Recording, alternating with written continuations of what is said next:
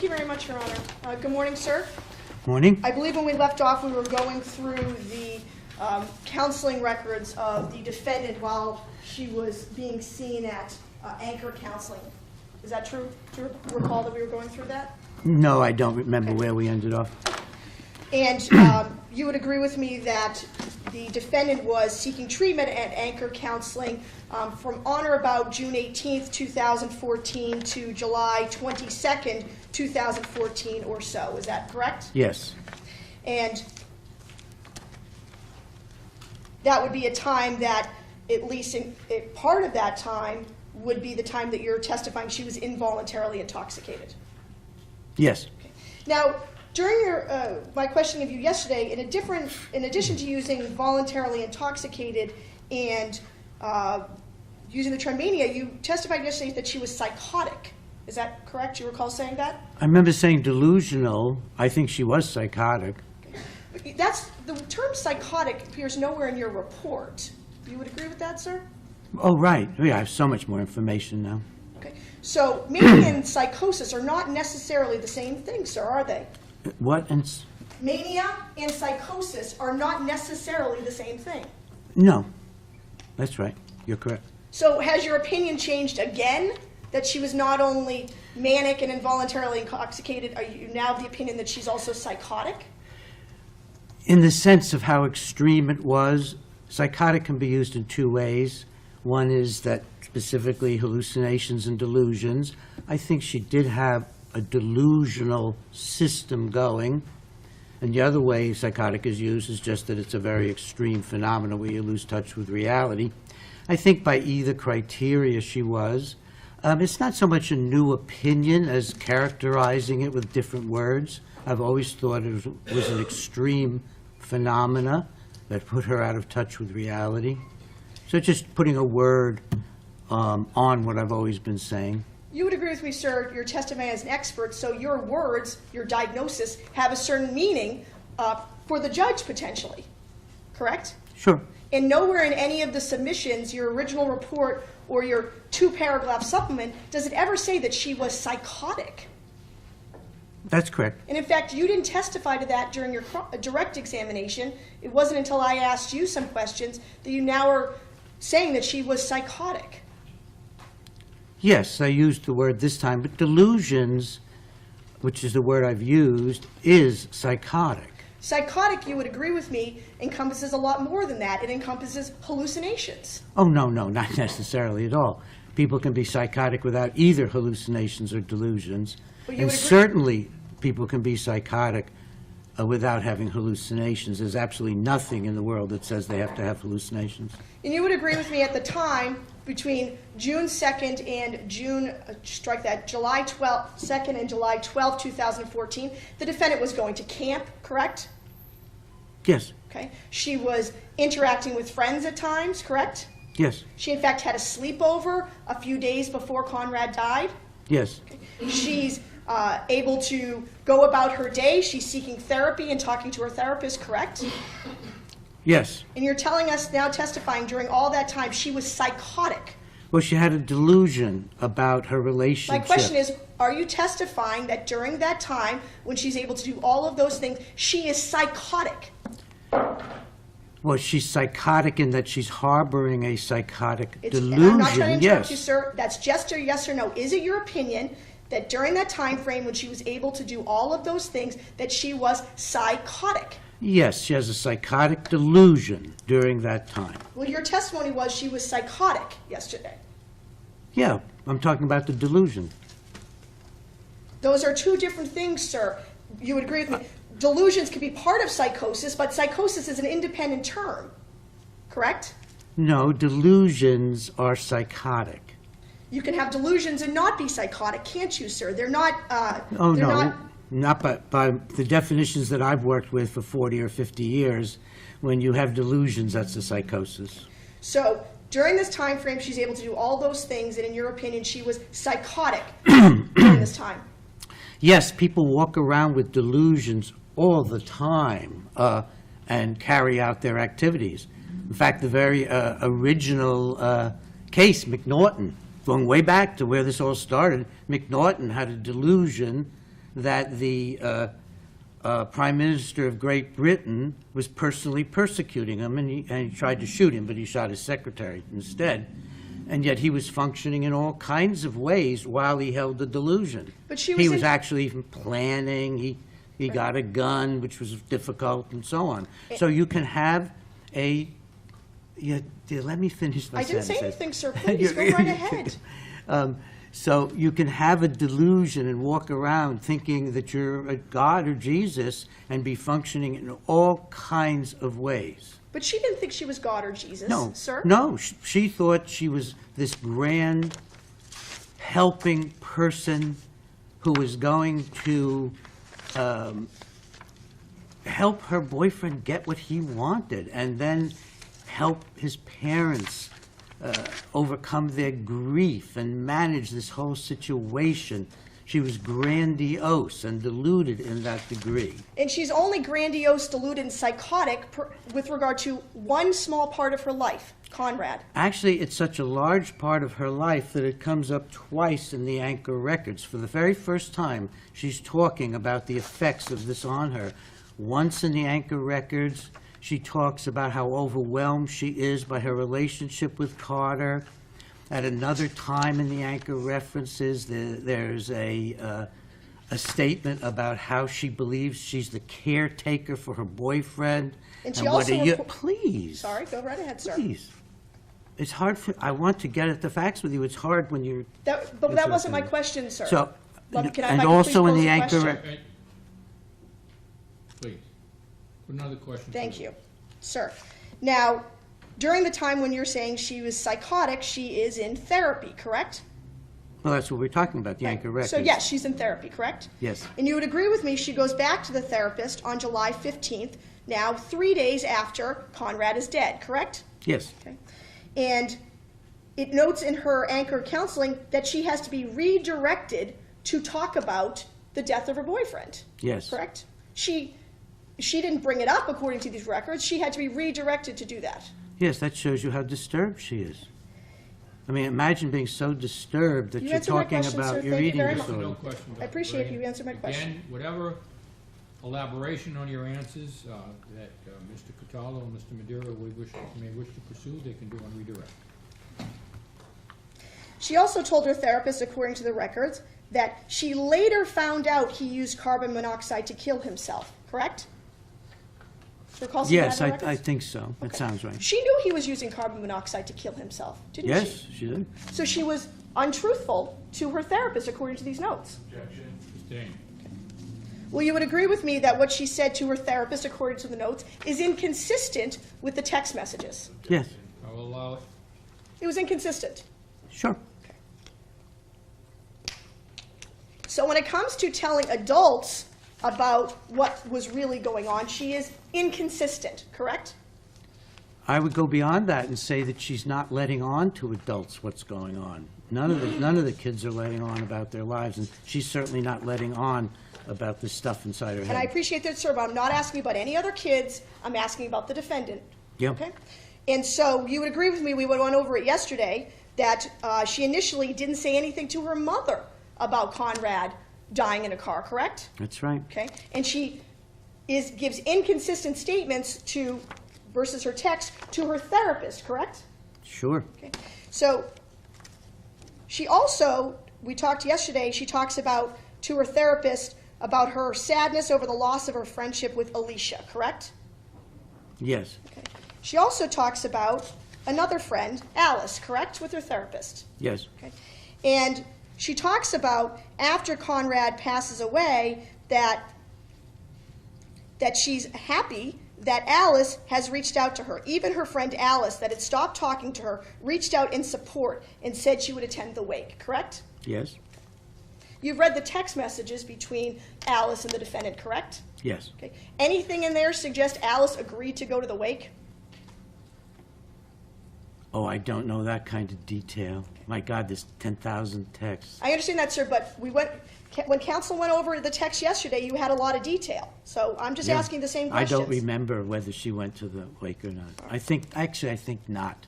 Right. I think she didn't go to the wake. And in Please, fact, doctor, do not speculate. If you do not have a memory of that, sir, that is a sufficient answer.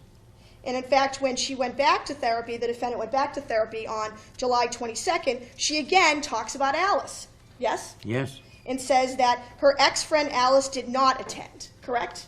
Yes, that's what actually is my memory. So a good part, at least a portion of her therapy is talking about the fact that Alice might go to the wake and then Alice doesn't go to the wake, correct? Stay, the document will speak for itself, Counsel. Thank you very much. Is that already, that's already been admitted? It has, Your Honor. Exhibit is 6, for the record? 60. Thank you. Now, sir, with regard to the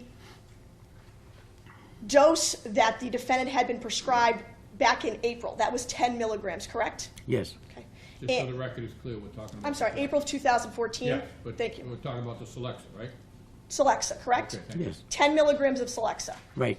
Nothing to indicate that the prescription changed after that, correct? Well, when it starts is unclear, so I'm not sure we're talking about that. How is that unclear, sir? It says it right in the medical records. Yeah, but it doesn't get started. Let me get this out.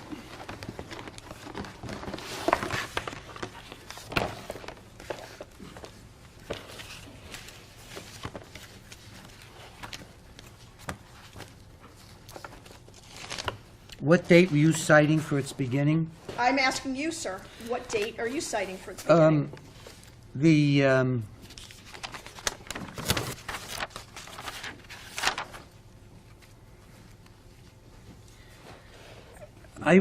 I'm using April 1st.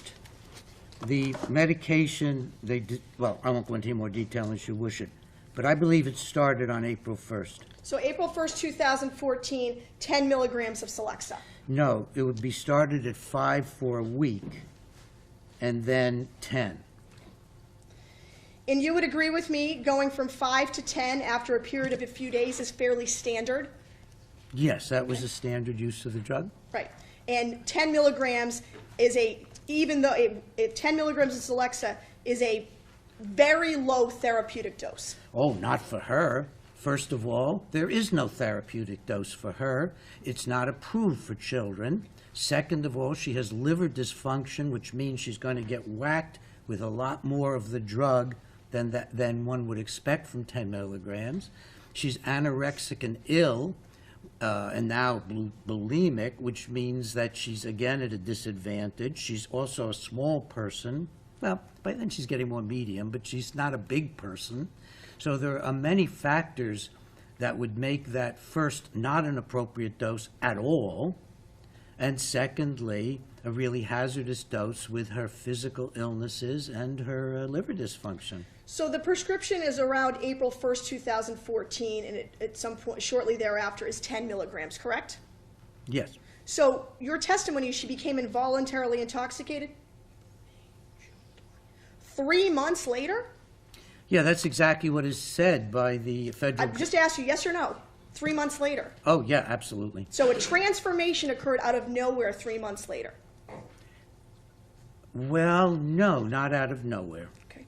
So, but you would agree with me, sir, that you have previously testified that the most serious adverse reactions to SSRIs occurs within 1 to 4 days. Oh, I wasn't talking about involuntary intoxications. I'm talking about a review I've done internally of drug company documents, which shows that things like anxiety and agitation, that a lot of them occur in the first 3 to 4 days, and I wanted to alert physicians to that. Sir, haven't you previously testified in the case of You're Michigan? interrupting me before I get... thought you were done, No, sir. since you interrupt me before I finish my last word, it appears like I'm done, and I'm not. I apologize. But that's happening all the Sir. time. Just finish your answer. Okay. In the case of Michigan versus Bernace, BERNINAICHE, isn't it true you testified, sir? In my experience, including looking at day 1, 2, and 3 days after drugs, because I get the data inside the drug companies, day 1, 2, 3, 4 are real days when most of the serious adverse reactions occur. Didn't you testify to that in that case? Yes, absolutely. Okay. And in that case, sir, you were testifying that the defendant was involuntarily intoxicated. Isn't that true? Yes, And in that case, sir, this would be a gentleman who was, had been at a bar or a bar, correct? I don't recall. Do you recall that he had left, retrieved a gun, and came back and began shooting at people? It's pretty vague for me, but if you refresh me, it'll all come Sure. back probably. And then, when asked why he did it, he said because the people that he shot at had beat his ass earlier. Does that sound familiar? Yeah. Okay. And you testified, despite his statement, that he had gone back there to shoot people who had beat his ass. You found that he was involuntarily intoxicated. I actually don't remember the details of the case. Fair enough. But does that sound familiar? And I could show you the transcript. No, I'm sure it's much more complicated than what you're presenting. He has indicated he has no present memory of that. If you wish to try to refresh his memory, I will allow that. Thank you. Do you remember I know you don't remember the facts necessarily. Do you remember the statement I just read, that in your experience, looking at day 1, 2, and 3 after drugs, because I get the data inside the drug companies, day 1, 2, 3, 4 are real days when most of the serious adverse reactions occur? Objection, Your Honor. Do you recall saying that? The question is whether you have a memory. Do you have a memory of Oh, I have no that? memory of saying it. I don't disagree with it. Oh, okay. I If have you don't no- I disagree have with no it, then that's fine memory. too. But in this particular case, just yes or no, we're not dealing with days 1, 2, 3, or 4. We're dealing with days 90 or so, correct? Yes. Okay.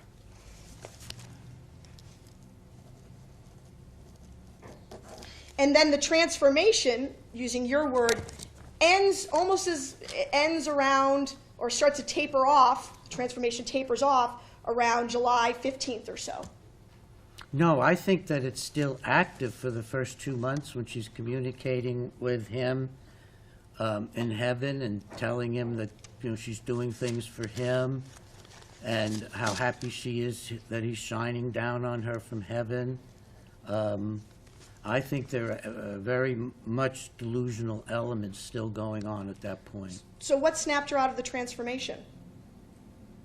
What stopped it? Oh, I think there was an acute, we talked about this at length yesterday, I think there was an acute change over the days right afterward, but it isn't all over by any means.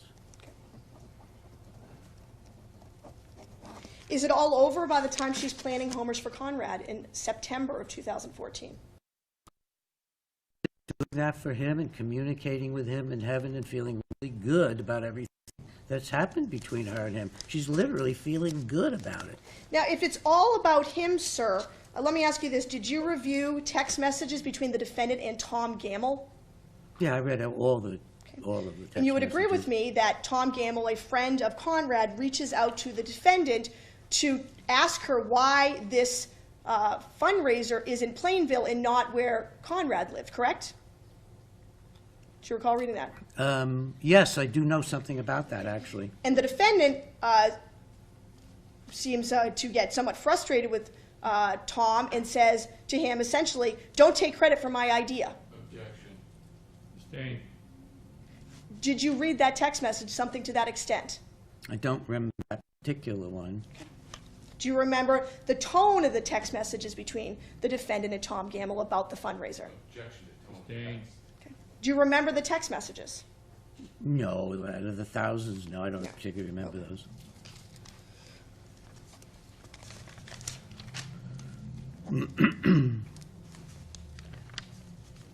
Now, sir, you testified that at the time of this event, meaning the defendant talking to Conrad and the Conrad dying, she did not understand the wrongfulness of her actions?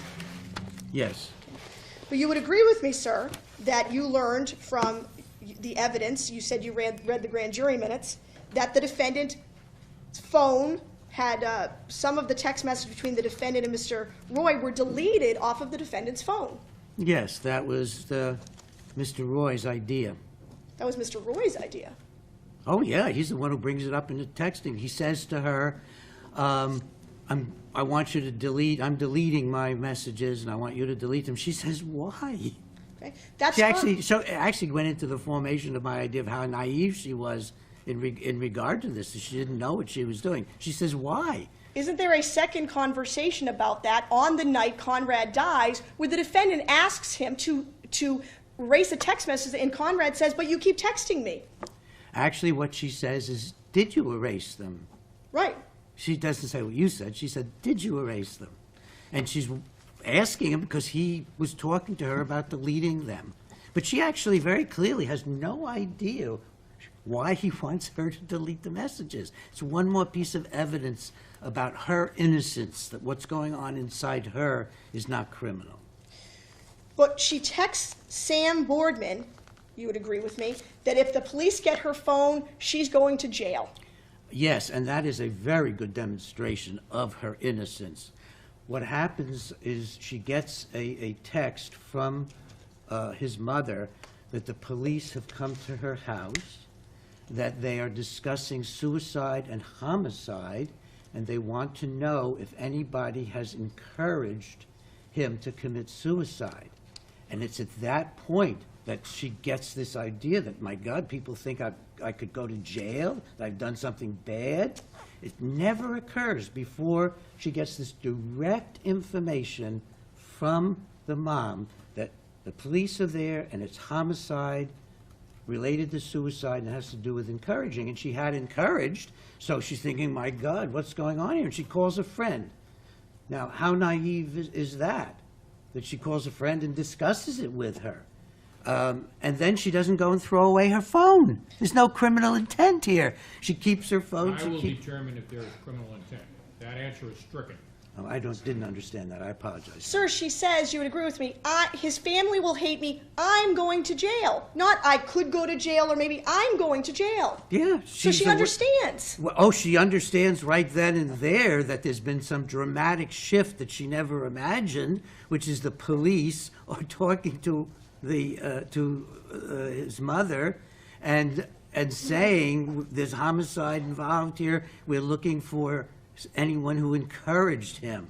That would scare the devil out of anybody, as naive as you might have been about what you were doing beforehand. And then she doesn't go ahead and throw anything away. Isn't it She also doesn't protect herself. Isn't it also true, sir, that when the police came to question her and take her phone, she tells the police she didn't think anything of it when she and Conrad were on the phone on the 12th? Yeah, by then she's scared to death. She knows now the police are coming to her. She had to have been frightened out of her mind.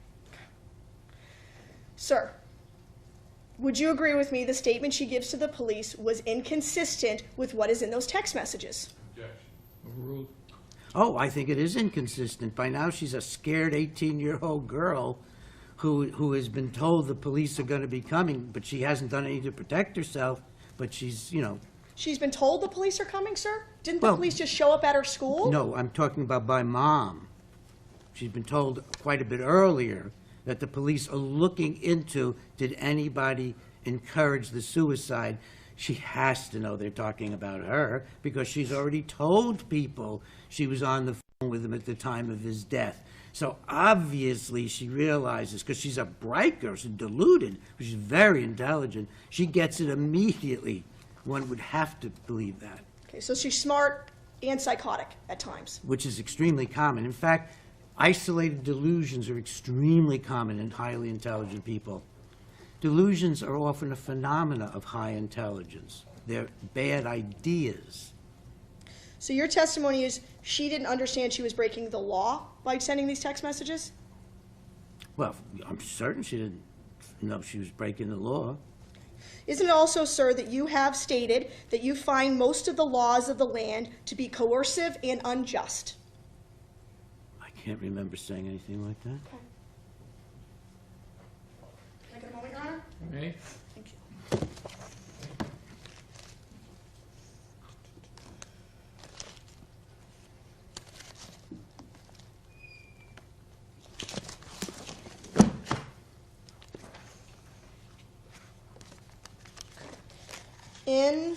Did you publish a book called The Psychology of Freedom? Yes? Yes. Okay.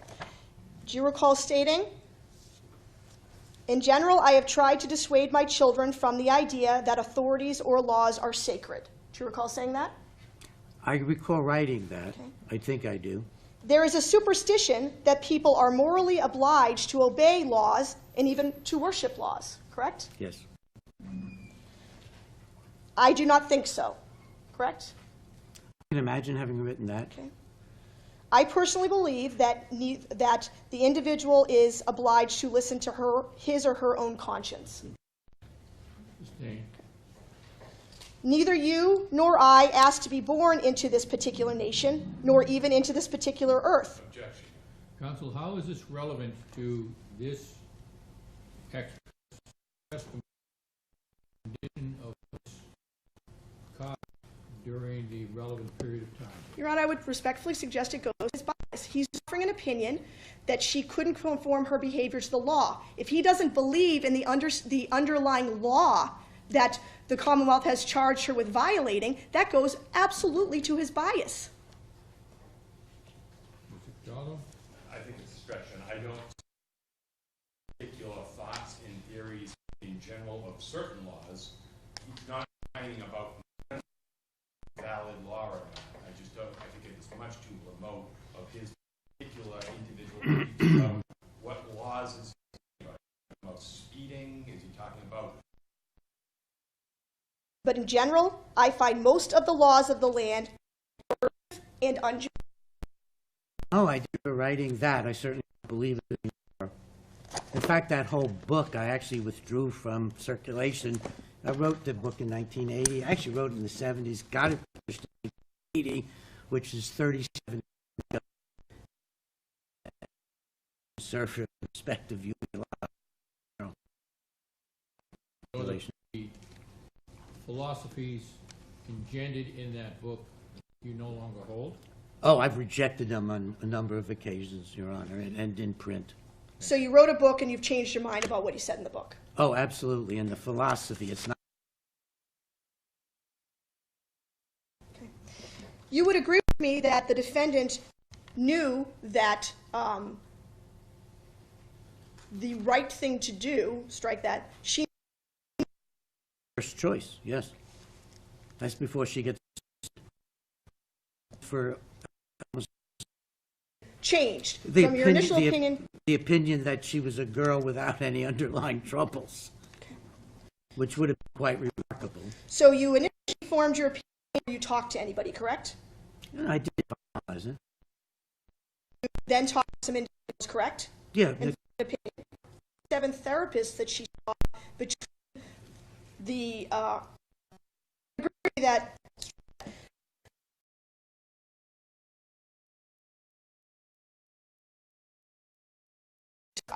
two of her 5 or 6 or 7 other therapists came up yesterday and the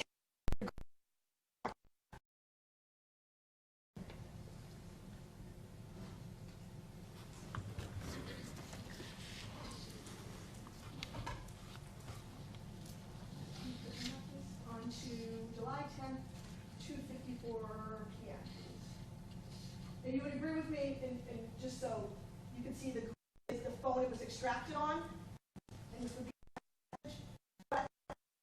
text the defendant and Conrad Roy, you should bring it and ask them if they know how to fix it for you. Do you remember that text message? yes. Okay.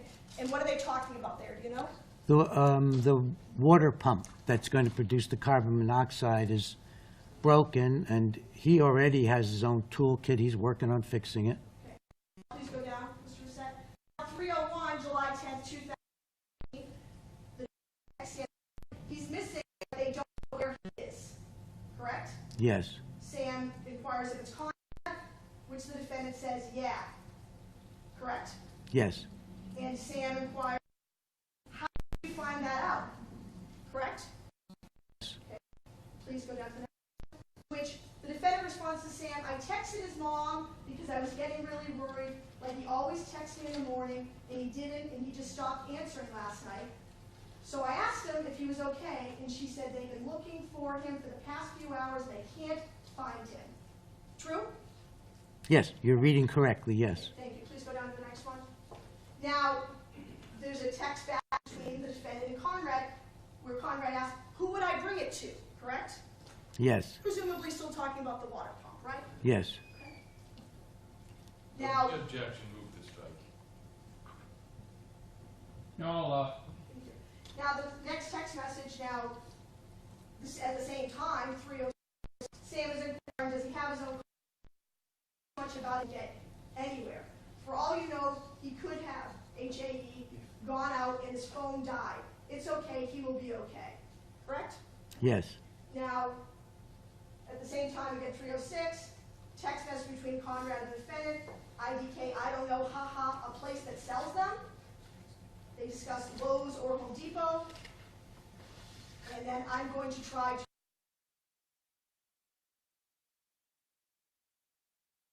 she was speaking to Conrad's mother or family. I don't have any evidence that she was, no. Okay. Yet she's telling Sam that she is. Oh, I have no idea whether there's other ways of their communicating, but yes, there's no evidence in this. Clearly, she knows where Conrad is when she's texting Sam that she doesn't know where he is. Objection. just stand. And the people at those stores would know how. Just ask them and say it's for your work. That's the defendant to Conrad, correct? Yes. Please continue on. 312. Now, from Sam, he probably would have told you if he wasn't planning on coming back, don't worry yet. Which the defendant now responds to Sam, yeah, that's true, he would have. And okay, I'm going to try to stay calm, correct? Objection, is there a question here from a witness? I'm going to get to that, Your Honor. That was my last one, and I'm going to get to Well, my I'm happy to question. hear that. Thank you. Now, yesterday, when talking about when the defendant was discussing cutting with one person and other topics with other people, I asked you about that, correct? Yes, ma'am, about what? I asked you about whether or not you opined that she was in fact cutting based on those text messages. You recall Oh, that? no, I actually had two incidents that I had already found in my book, which I found last night, where friends witnessed her having cut herself. So I did find two confirmations that people saw she was cutting herself.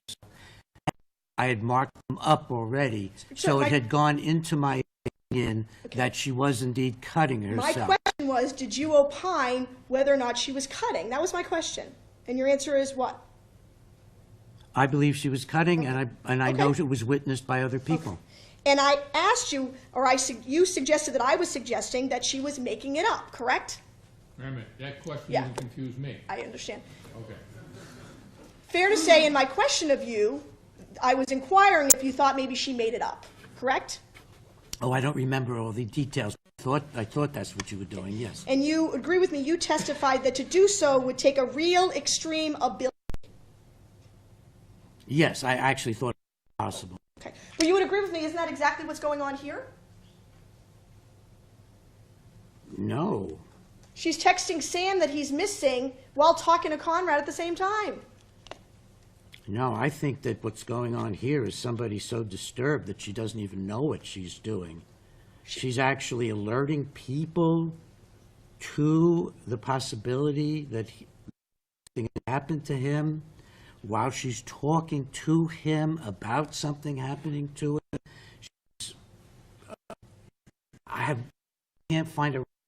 You would agree with me that this young lady, Sam, was someone who was important to Michelle, correct? Yes, very. And Michelle looked up to Sam. Yes, she tells her how much she admires her. And she would And say, Sam tells her how much she admires her.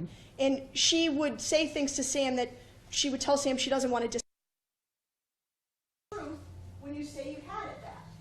I don't even know anymore, but I do know that I have an issue with people that lie to you. And what I mean is that no matter how many times you say, Sam, you're right, I'm doing it your way. I want to get better, I'm 100% committed. It doesn't mean shit when you're still dishonest and intentionally don't eat, correct?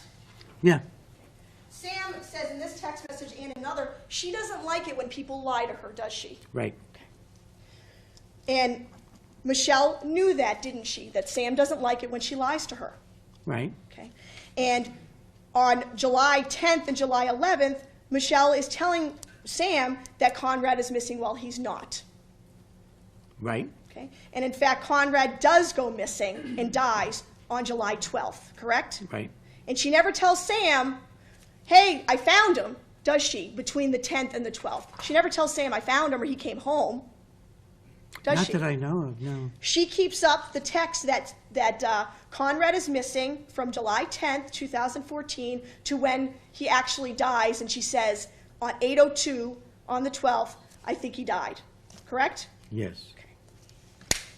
This would be the same girl she doesn't want to disappoint and she doesn't want to lie to, correct? Yeah, I'm not sure what you're getting at. This is very, Don't very worry weird. about what she's getting at. Okay. Thank you, Your Honor.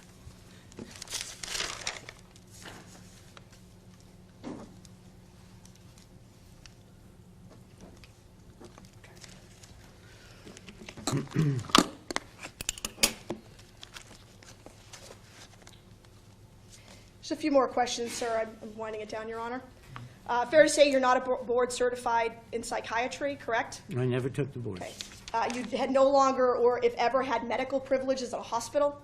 Well, I've had medical privileges back in the 70s and 80s. Since then, I've learned ways that my patients don't have to go to hospitals. And most people in private practice don't have privileges. You have to be too involved with the staff. And have you ever taken part in a clinical trial involving an SSRI? No. Fair to say, and you testified that you've, and direct that you've testified as an expert in a lot of cases, fair to say that many of those cases involve testifying for plaintiffs against manufacturers of SSRIs? Yes, I have been involved in that. Okay. And many of your books are very critical of SSRIs. Yes. And how many patients, ballpark, and how many patients have you seen in your many years as a psychiatrist? I really don't have a ballpark. It's thousands, but I don't have a ballpark. How many of them have you ever prescribed an SSRI for yourself? Oh, all the time. I'm prescribing SSRIs all the time because I'm a doctor of last resort that people come to when they're on the SSRIs and they can't get off of them. So every week I have patients on SSRIs. I have them on SSRIs right now because they can't get off of them and we're working around it. And aren't they coming Or to they've had very bad reactions to SSRIs in the past. And aren't they coming to you to get off of the SSRIs? Yes. That's the point of seeing you. You're prescribing it for them to wean them off of it. In the hope. Sometimes it doesn't succeed. Fair to say you're very critical of your own profession, psychiatry. Yes, especially in recent years. It's just gives drugs to everybody. And it's your position that psychiatrists are mere salesmen for drug companies, correct? I do believe it's come down to that. It And you has, Your believe that the Honor. relationship between your own people in your own field and pharmaceutical companies is an unholy alliance, correct? Yes, and they've Yes, admitted is a it. sufficient Yeah, answer, Doctor. Thank you. yeah, Right. absolutely. And you do not believe that depression is a disease? Well, you asked that before. I don't believe it is a physical disease with physical causes that we know of. We do know of profound psychological trauma and loss and deprivation cause it. We don't know about a biochemical imbalance as a cause. You also don't believe that ADHD exists, do you? Oh, I think the behaviors exist, but very few scientists think it's a real disorder. And you don't believe that children should be medicated for it? No, I don't think we should medicate our children for their behaviors. And in fact, you believe that prescribing stimulants for children diagnosed or even adolescents diagnosed with ADHD is the form of child abuse? On the part of the people who know better, the professionals, yes. On the part- Didn't you write an article where you said that society is abusing their children? Oh, yeah, but I'm not talking about the parents. Yes, I think we're going to look back on having 20% or 30% of our boys on stimulant drugs is really a very strange and harmful and abusive phenomenon. I Don't believe you we think will. that saying that society is abusing their children, aren't parents part of society? Yeah, but I'm not blaming the parents. They don't know what's happening. I've made that very clear to you before. Now, with regard to Conrad Roy, what did you look at? You looked at medical records of his, correct? Yeah, Did you watch the video, Conrad Roy's video? yeah. You did. Okay.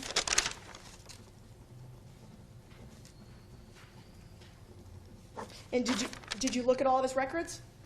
Yes, everything I was given.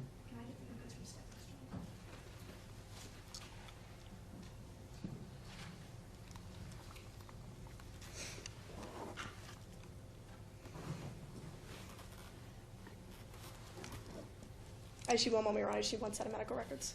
Thank you. No problem.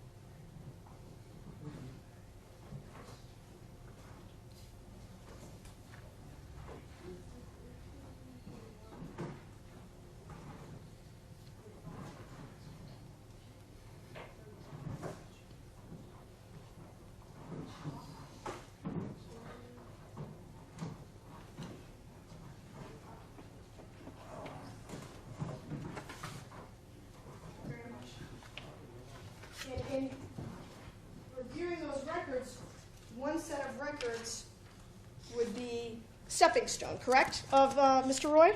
Yes, And that would be the last set of records prior to his death, correct? I believe so.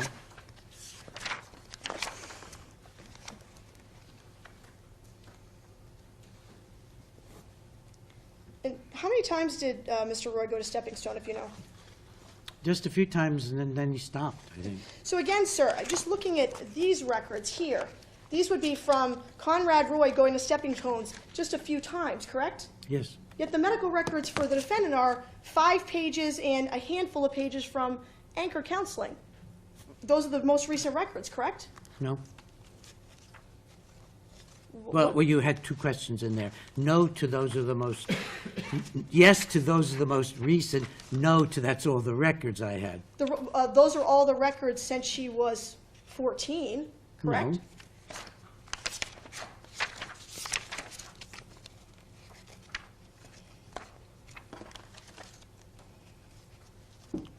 Just one moment, Your Honor, I just find something I'm looking for.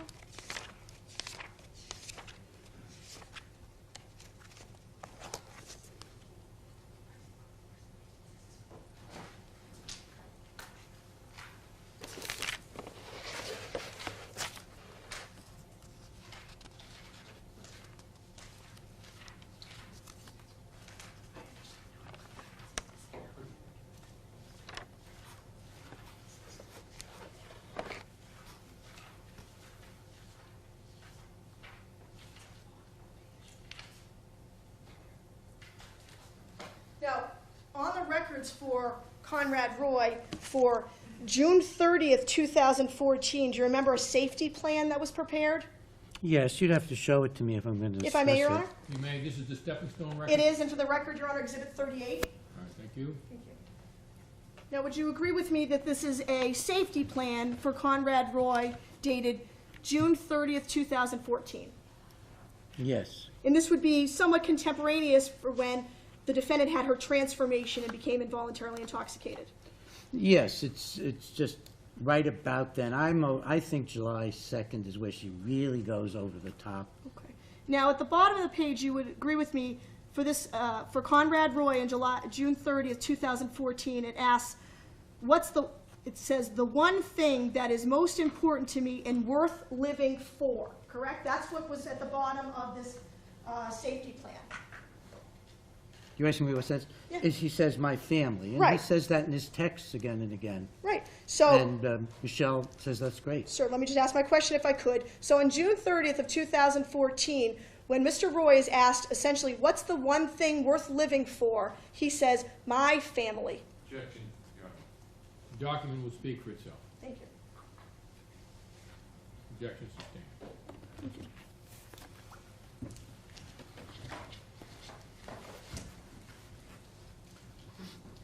Now, sir, a little bit before this transformation, the defendant is in McLean's Hospital, correct? Yes, And at the tail end of her stay at McLean's Hospital, she gets her phone privileges back, correct? yes, She begins to text a lot, correct? yes, Okay. And fair to say that she is texting quite a lot about a particular person. yes, She's texting about Alice, isn't she? as I recall. Okay. And do you recall using the terminology with someone by the name of Olivia, that she is obsessed with Alice after she gets out of McLean's? Yes. Sustained. Nancy Strickland.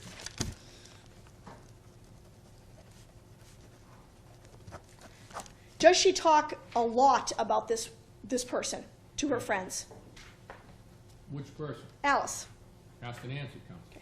Does she tell her friends that she has learned a lot about her relationship with Alice, and she talked a lot about Alice in her therapy at McLean's?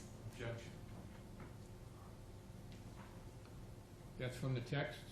Yes. I'll allow it. Yes. Did you remember seeing that, Doctor? Yes. Yes, sir. Do you also remember seeing a text message to Jen Robillard on June 19th, 2014, saying that she used a track phone to text Alice, but Alice didn't know who it was? Objection, Your Honor. This witness, an expert witness, and we're just reading him text. I'm going to ask him a question about if he considered it, Your Honor, in a moment. Well, if it's in the text, I'll allow it, subject to a motion to strike. I don't know where you're going with this, but go ahead. I'm almost near where I need to be, Your Honor. Do you recall her texting Jen about texting Alice, but Alice didn't know who it was? I'd need to get a clear refresher on it. It's a vague memory. I'd like to see it. Do you have it with you? You have your own copy, Oh, correct? my God. You Okay. know what I mean to I'll go pull it up. into those pages.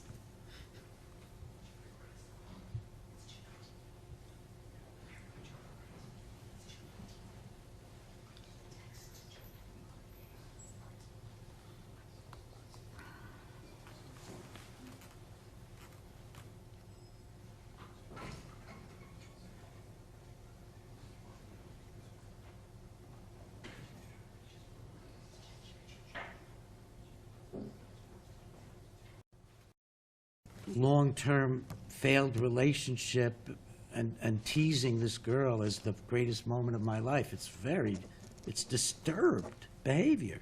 But she's not even involuntarily intoxicated yet and engaging in what you call disturbed behavior. Oh, well, she's been under the influence of the drugs all along. I'm not saying it's an involuntary intoxication, but I made the point earlier that she's been under the influence of the drugs all along. And I can't tell in this case whether it's even drugs or whether it's normal adolescent hurt-feeling girls and backbiting and all these other things. And frankly, all this doesn't look half as bad as what I've routinely seen my 3 children girls go through. And again, sir, This I'm- is That's not routine. relevant to this. I'm not asking about other, so you would agree with me that this behavior to you is disturbing? Yeah, especially the part of not bothering Alice. That's routine kid stuff. The disturbing thing is that she's playing it up as the greatest moment of her life in the middle of all this tragedy she's involved in. Well, at this point, she's at McLean's, sir. Yeah? All this, she's gone to McLean mainly because of her very painful involvement with Conrad. And yet she's imagining that the biggest thing in her life is this girl. This is not very in-touch behavior. I'm sorry, so you're saying Conrad Roy's behavior caused her to have to go to McLean's? Oh, I think the relationship with Conrad is very key to going to McLean, and that comes out as soon as she leaves McLean, and we get more notes about talking with people at Anchor, and the 2 themes at Anchor are, one, that she feels overwhelmed by the relationship with Conrad, and then a statement specifically by the therapist that she feels she's the caregiver for this disturbed boy, I think this sick or something boy. So, yeah, that's the real truth. The other, And this other is like where her childish fantasy is going. in addition to Conrad, sir, at Anchor Counseling, the other theme she talks about is Alice. Yeah. And that after Conrad dies... With whom she's not had a relationship in months and months and months and months. Right, but she clearly wants to. Yeah, this is a little strange, but it's not far out like what happens on July 2nd. That's why I don't even know if it's drug-induced, because it's not that off from what girls do with each other. But you So would I agree- can't even say that Remember when I said that those horrible nightmares were Prozac-induced, where she imagined that the devil wanted to kill her, and it was soon after starting Prozac, and I said, that's typical of Prozac. I can't say that this is a typical, necessarily, a drug reaction. Drug could be influencing it because it's so much a part of ordinary adolescent life.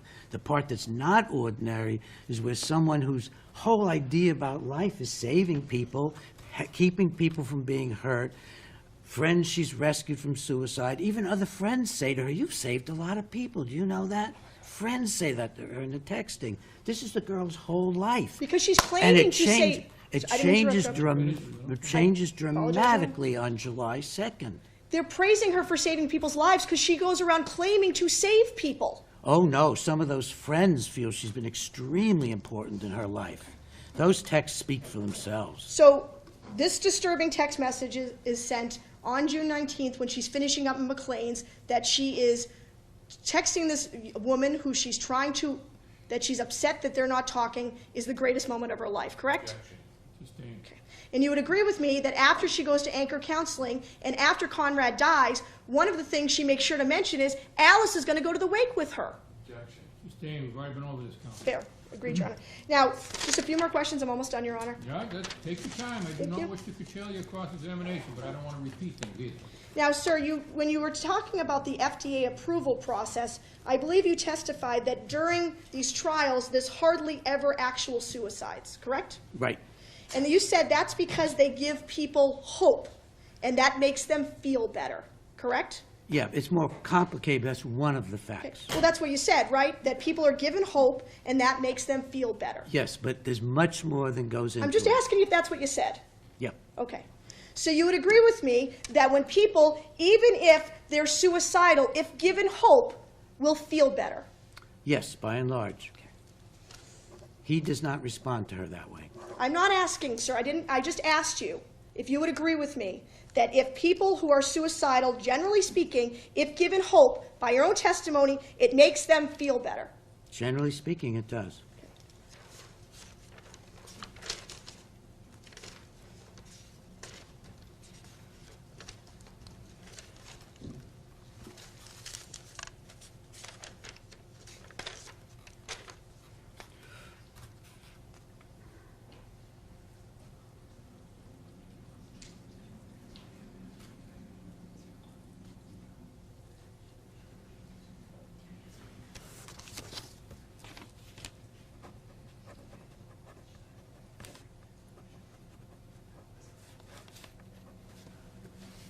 Now, when you wrote your report about the defendant, it's separated into various sections, correct?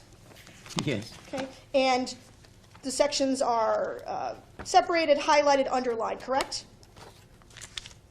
Yeah. Okay, but there were a few times where you also bolded things in the middle of the text, correct? In the middle of a section. Yeah, the exhibits. Okay.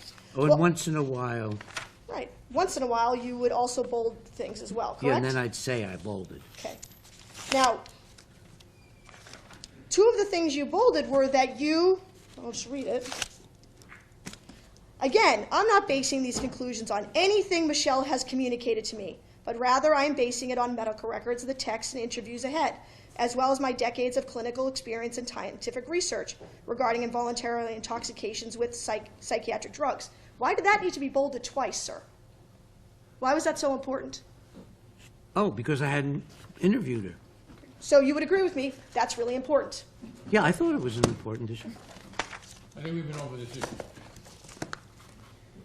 Now, sir, in the books that you write that are case studies, do the people that you write about, do they have to sign a release so you can write a book about them? Not in most cases. They're almost all medical legal, so they're almost all in the public arena.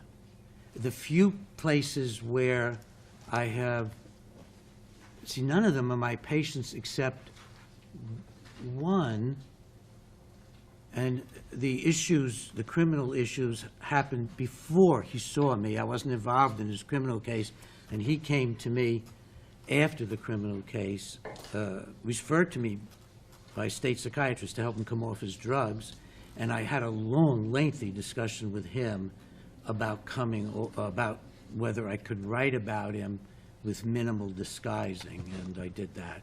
So let me ask you a more specific question. Medication Madness is a book about many case studies of people you've interviewed and cases you've testified on, correct? Yes, some of them I've seen clinically. One of them, only one of them, I had no medical records on. Yes, they have. Yes, that's right. So if you want to write a book about somebody that you are examined or strike that offer an opinion in court but never actually treated them, do they need to sign a release so you can write a book about them? Objection, Your Honor. This is a legal question. Sustained. Did anyone in the Carter family sign a release so you could write a book about? I'm sorry, could I have the question I again? asked if anyone in the Carter family had signed a release so that he could write about his particular findings in this case. Sustained. No more questions. Thank you. Thank you very much. Any redirect, Mr. Yes. Costello? Morning, Doctor. Good morning. Doctor, you mentioned on cross-examination that you last night found two confirmations about Michelle cutting herself. Yes, sir. Could you please elaborate on that? Well, when I first went through the records, I did find two places where her friends had confirmed and were distressed about seeing the cuts on her arms. And I actually had highlighted them, but there's so massive records, I had only a vague memory about it. And last night, I went through and I did find those records, and then I discussed them with you. Okay. May I approach, Your Honor? You may.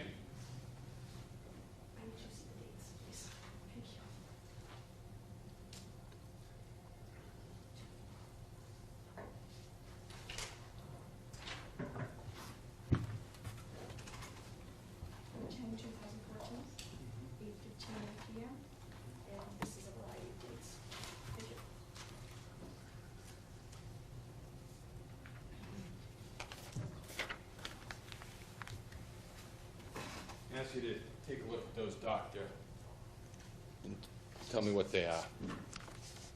Well, these are extracts from the massive texting.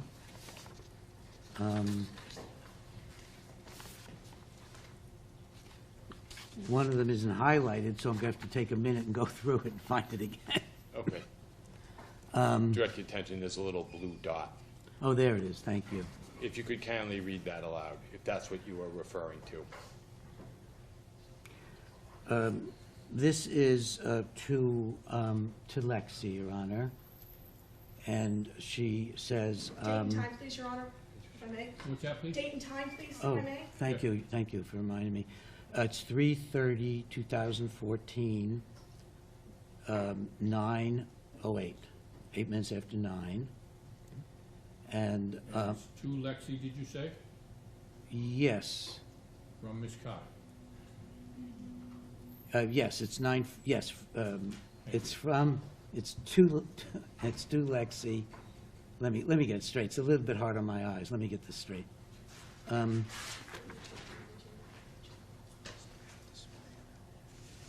Okay, I'm starting at 3/30/2014. Your Honor, if I may interrupt, can I display it maybe on the bigger? Yes, thank you. Well, Yeah, sir. I've got it now, but why don't you I'll display it? display it, I you think, can see it. I think that's a good idea. You need some water, Doctor? Yes, I do. Thank you so much. Adam. I'll follow that up in a minute, Doctor.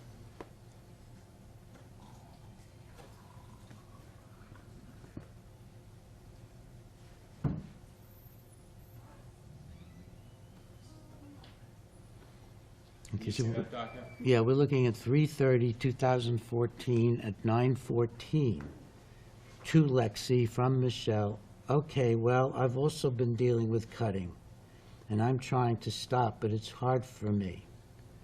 From Lexi, I saw your arm the other day. I just didn't want to say anything. And that was one of the ones you were referring to? Yes. And it was the second one that you were referring to? out of the, Yeah.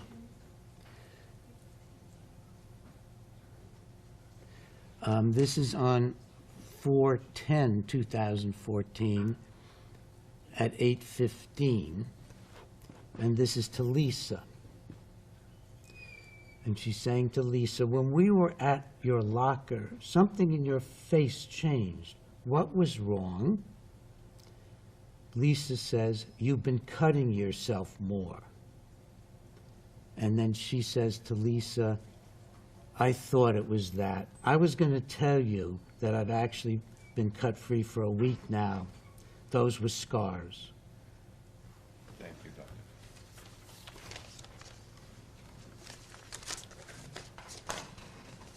Doctor, what was the clinical significance to you of the texting between Michelle Carter and Sam Boardman on July 10th of 2014, when she was also texting Conrad Roy?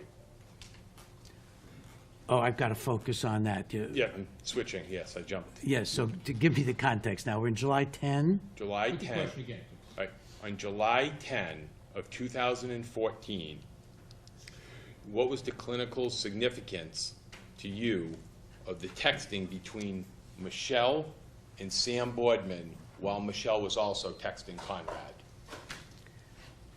May I have a view of it again, sir? I don't want to just go from memory on specific text Right. lines. A few minutes ago, my sister put up on the big board and had you go through that Michelle was texting with Sam Boardman. Yeah, but, This is, Doctor, this is when she was texting to Ms. Boardman, allegedly, that Mr. Roy was missing. Missing, yeah. While simultaneously, according to the text, yeah, texting. texting Mr. Roy. Yeah, well, that's, Fair characterization? It is. yeah, absolutely. that's enough refresher information. Well, first of all, it is very hard to know what's going on there. It's very hard. But it certainly is alerting people to her involvement in all of this. To say that she's got some remote reason that this is going to be a dry run to get her attention is, to me... Objection, completely non-responsive to the question, Your Honor. It's his response to it, Your Honor. It is. I'll allow it. Thank you. Go ahead. It makes no sense to me clinically that that's what she's doing. I think she's going through a lot of very weird things inside her head, very disturbed things, where she's in and out of reality. Is he dead? Is he not dead? What's been going on? She gets, for example, extremely upset when she finds out that he's dead. Objection, Your Honor. Sustained. Thank you. We're gonna- Doctor, what are the anchor counseling records? These are the records where she's being in treatment immediately after being at McLean. And she's discharged from McLean, same day she goes to Anchor.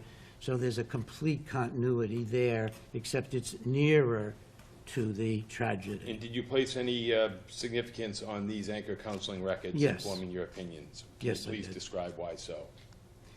Well, for the first time, it's coming out what a burden the relationship is with her, with Conrad.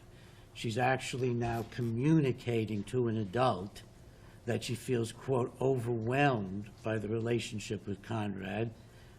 And she's also communicating enough other information that the adult is writing down that she has this caretaker relationship with a young man. I forget the exact words. I wouldn't mind having a refresher. So, Some refresh your recollection on that, you- in memory? yeah, but I mean, she's saying he's troubled or something, and that this is a real problem for her. And this is the first time it's coming out, and it comes out, days before it does get overwhelming.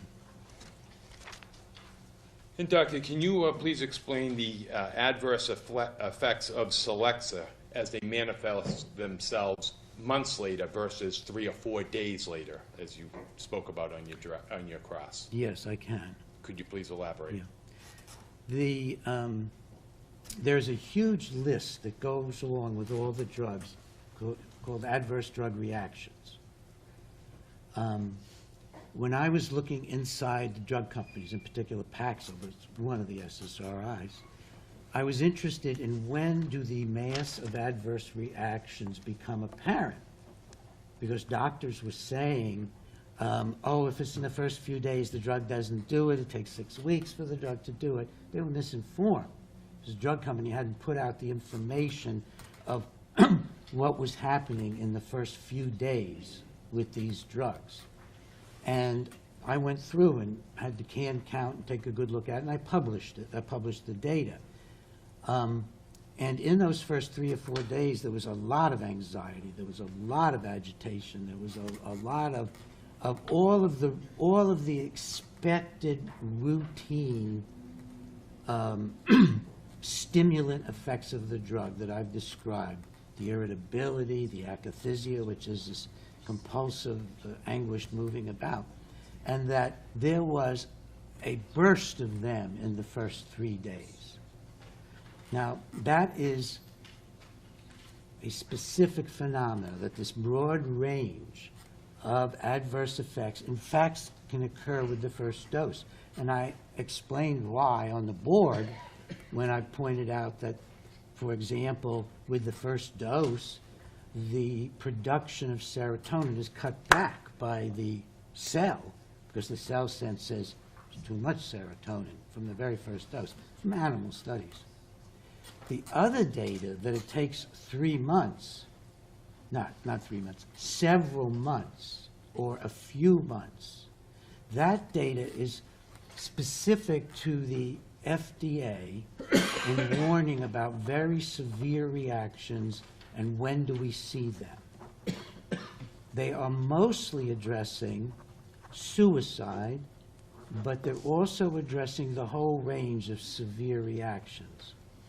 And what the FDA says in the 2 different, well, one place it says several months, and that's right in the actual full prescribing information. And I believe 3 months was well within several months, and it's also well within my experience. And doctor, what's the FDA warning about Celexa in children under 18? Well, it's warning about all of these things. But for children specifically, Celexa in children under 18. Oh, well, it's saying don't use it. Well, that's something very specific. And, oh, okay, thank you. All right? And, I didn't get to answer it. okay, the specificity of that is Yes. what? The record is the FDA goes a little out of its way to say that Celexa's application for children was rejected. Now, that's proprietary information that you usually can't get. So the FDA wanted doctors specifically to know, we rejected this drug. And can you explain,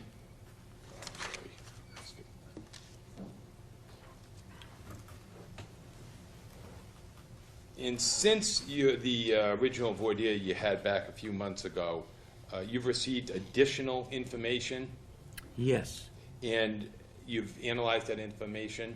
yes. And how did that change your opinion as to an involuntary intoxication, if it did? Oh, not at all.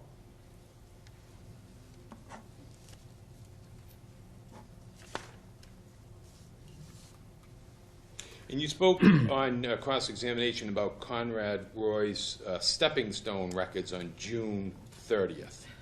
Do you recall Conrad Roy's subsequently texting Michelle after that? Yes, I'd have to be refreshed, but I do remember it.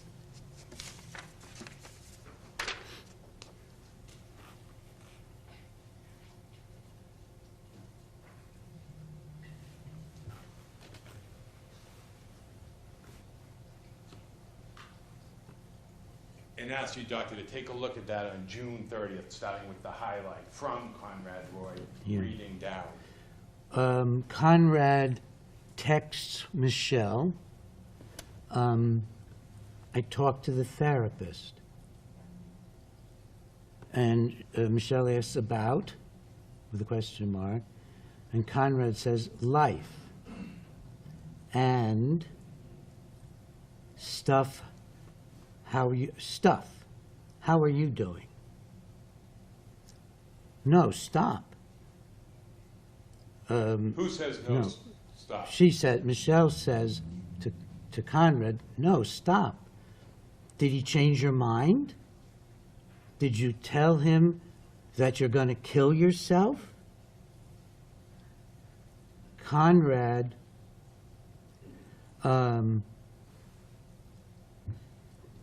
says, no, laughing my ass off. Why? And then it's unclear. And then the next one is would, correcting. Oh, would, yes, laughing my ass off. Why would I?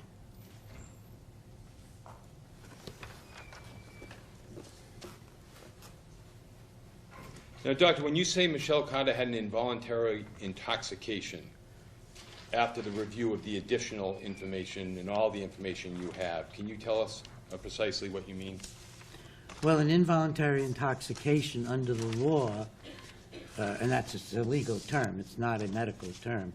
An involuntary intoxication under the law, my understanding is that it's a prescription drug that the individual has taken as prescribed. And there's a bit of subtext that I've learned over the years, which is that, and the person doesn't Objection, realize. Your Honor.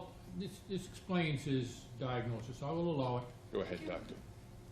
And there's a bit of subtext underneath it which says, and the person doesn't realize that they're being under the influence of the drug at the time. And is that your opinion of Michelle Carter? Yes, sir.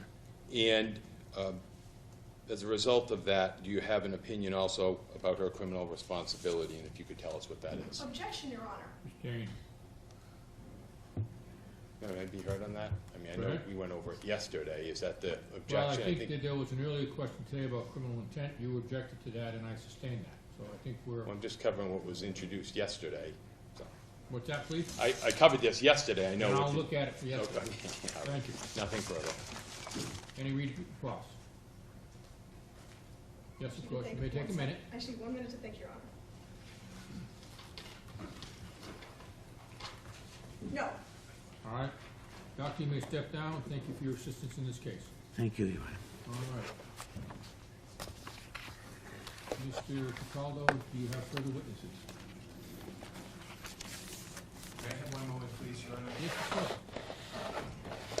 You want to take the morning recess? Yeah. All right, why don't we take the morning recess, and then we will resume at 10:45. All right, Mr. Cataldo, Yes, do thank you have you. a further witness, sir? Before the defense rests, may we approach that? You may. Thank you, Your Honor. At this time, the defense would rest. All right, okay. And you don't intend to call any rebuttal witnesses? I don't, Your Honor. I do have those four, what I can refer to as cutting conversations that I put up on the board. I would move to introduce those separate, Your Honor, so I know I put them up on So the that's board. as a chalk, similar to what Mr. Yes, Your Honor, yes, Mr. Cataldo just spoke of. absolutely. All right, so that doesn't need to be marked as an exhibit, Madam Clerk, right? We're not Absolutely. marking it as an exhibit, Identification's fine. And then I understand Mr. Cataldo has a few things, they will also not be marked as an exhibit. That will conclude the evidentiary portion of this trial. Do you wish to give us those now, Mr. Cataldo? The charts? Yeah. I was going to do it in just a couple of minutes. All right, that's fine, you can just provide them to the clerk, and they And do if not I- need to be marked as exhibits, but they should be included with the file so that I have the benefit of them. And I do, if I may approach the clerk, I do have one motion to be filed. All right, I will see that motion. Thank you.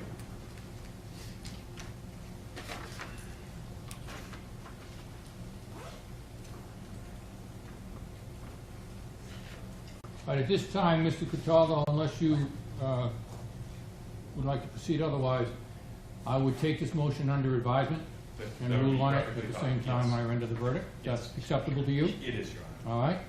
Do you need to be heard on the motion, or are you satisfied with that approach? With regard to this, satisfied. Thank All you. right, good. Okay, so we are now done with the evidentiary portion. Why don't I see counsel sidebar for one moment, please?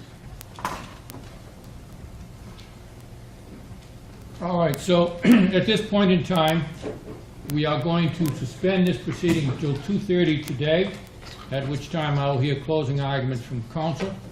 And then at that time, I fully expect that I will take the matter under advisement to consider all the evidence in the law. But we will be in recess until 2:30. Thank you very much. All rise.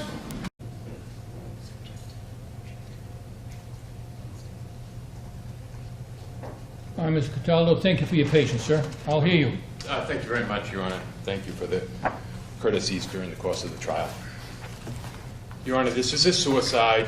As I said in my opening statement, and I say now, what we're dealing with is a suicide and not a homicide. And this is the government's burden, to prove that it was a homicide, a manslaughter, under the elements. Proof, not by probable cause, not by clear and convincing evidence, but proof beyond a reasonable doubt. And that, of course, is, Your Honor, proof, not that it probably is more true than not even a strong probability that the charge is more true than not, but proof beyond a reasonable doubt. I suggest to this fact finder in this court that the Commonwealth has respectfully failed in its obligation to prove beyond a reasonable doubt that Michelle Carter, a 17-year-old female, caused the death by her reckless conduct. I suggest to this court the evidence shows the opposite, that the evidence actually establishes that Conrad Roy caused his own death. It was a suicide brought about by his own physical actions, his own thought process, his own intentions that are well documented in the evidence. Over 2 years of various psychiatric records that you're dealing with an individual who wanted to take his own life. And in fact, at the end, tragically, he did. He accomplished what he wanted. He dragged Michelle Carter into this, Your Honor. I choose the word dragged her into it simply because that is exactly, in the text messaging, what Conrad Roy said to her, and you will see that in your review of the evidence. Am I selfish? No. Why? For wanting to kill myself so bad and dragging you along with this. Sadly, that's exactly what happened. Rather than running, rather than Michelle doing something else, she stayed in constant communication with Conrad Roy. She was brought into this by Conrad Roy. They had met back some time ago in 2012, the spring of. And then in October, you will see that Conrad announces to her that he's tried to kill himself and just gotten out of the hospital. That's in the Facebook records. You will see over the course of that conversation, he says that he plans to do it again, and this time he will be successful. He will not fail. That's his words. That's what he told Michelle in 2012. There is a long, continuous plan of intentions by Mr. Roy to take his own life. Those are well detailed in the various hospital records, therapist records, psychiatric records, where this is a gentleman who sadly was subjected to domestic violence. In fact, he tells, and you'll see in there, that he had daily intrusive thoughts, his words, daily intrusive thoughts of witnessing domestic violence. Those are his words he's telling his therapist and the counselors in the records, Your Honor. It is well documented in there. Sadly, that he did not think hospitalization would work for him. He did not want hospitalization. You will see in the records in August of 2013, he actually refuses to be brought in inpatient. He does not. Patient refuses. You'll see in the records that his mother said, I don't think he can wait a week, but he refused in any event during that time. This is somebody who wanted to eventually take his own life. It was his decision. You saw a videotape of, an audio videotape of Mr. Roy. And I would suggest that that evidence would show that Mr. Roy had his faculties about him. He was somebody who got a captain's license, a boating captain's license. He is somebody who graduated high school, was accepted to college. He knew and understood. We're not dealing with somebody who didn't have the mental capacity or ability to understand, if I go into that truck where there are fumes and I start up a generator that I've researched, and this carbon monoxide, I may be in some trouble. I may die or something. I may be seriously injured or die. Somebody of his intelligence level knew that that would happen, and he chose to get in that car. He chose to breathe in the fumes, despite the speech of Michelle Carter telling him, I thought you were going to do this, I thought you had plans to. You will never see Mr. Carter pick up the phone. The evidence nowhere shows in this case, Your Honor, that he picked up the phone and called 911 or blocked her call, simply the block call feature. There's nothing like that. He chose to continuously communicate with Michelle Carter, even after the time that she changed from, I want to save you, go to McLean Hospital.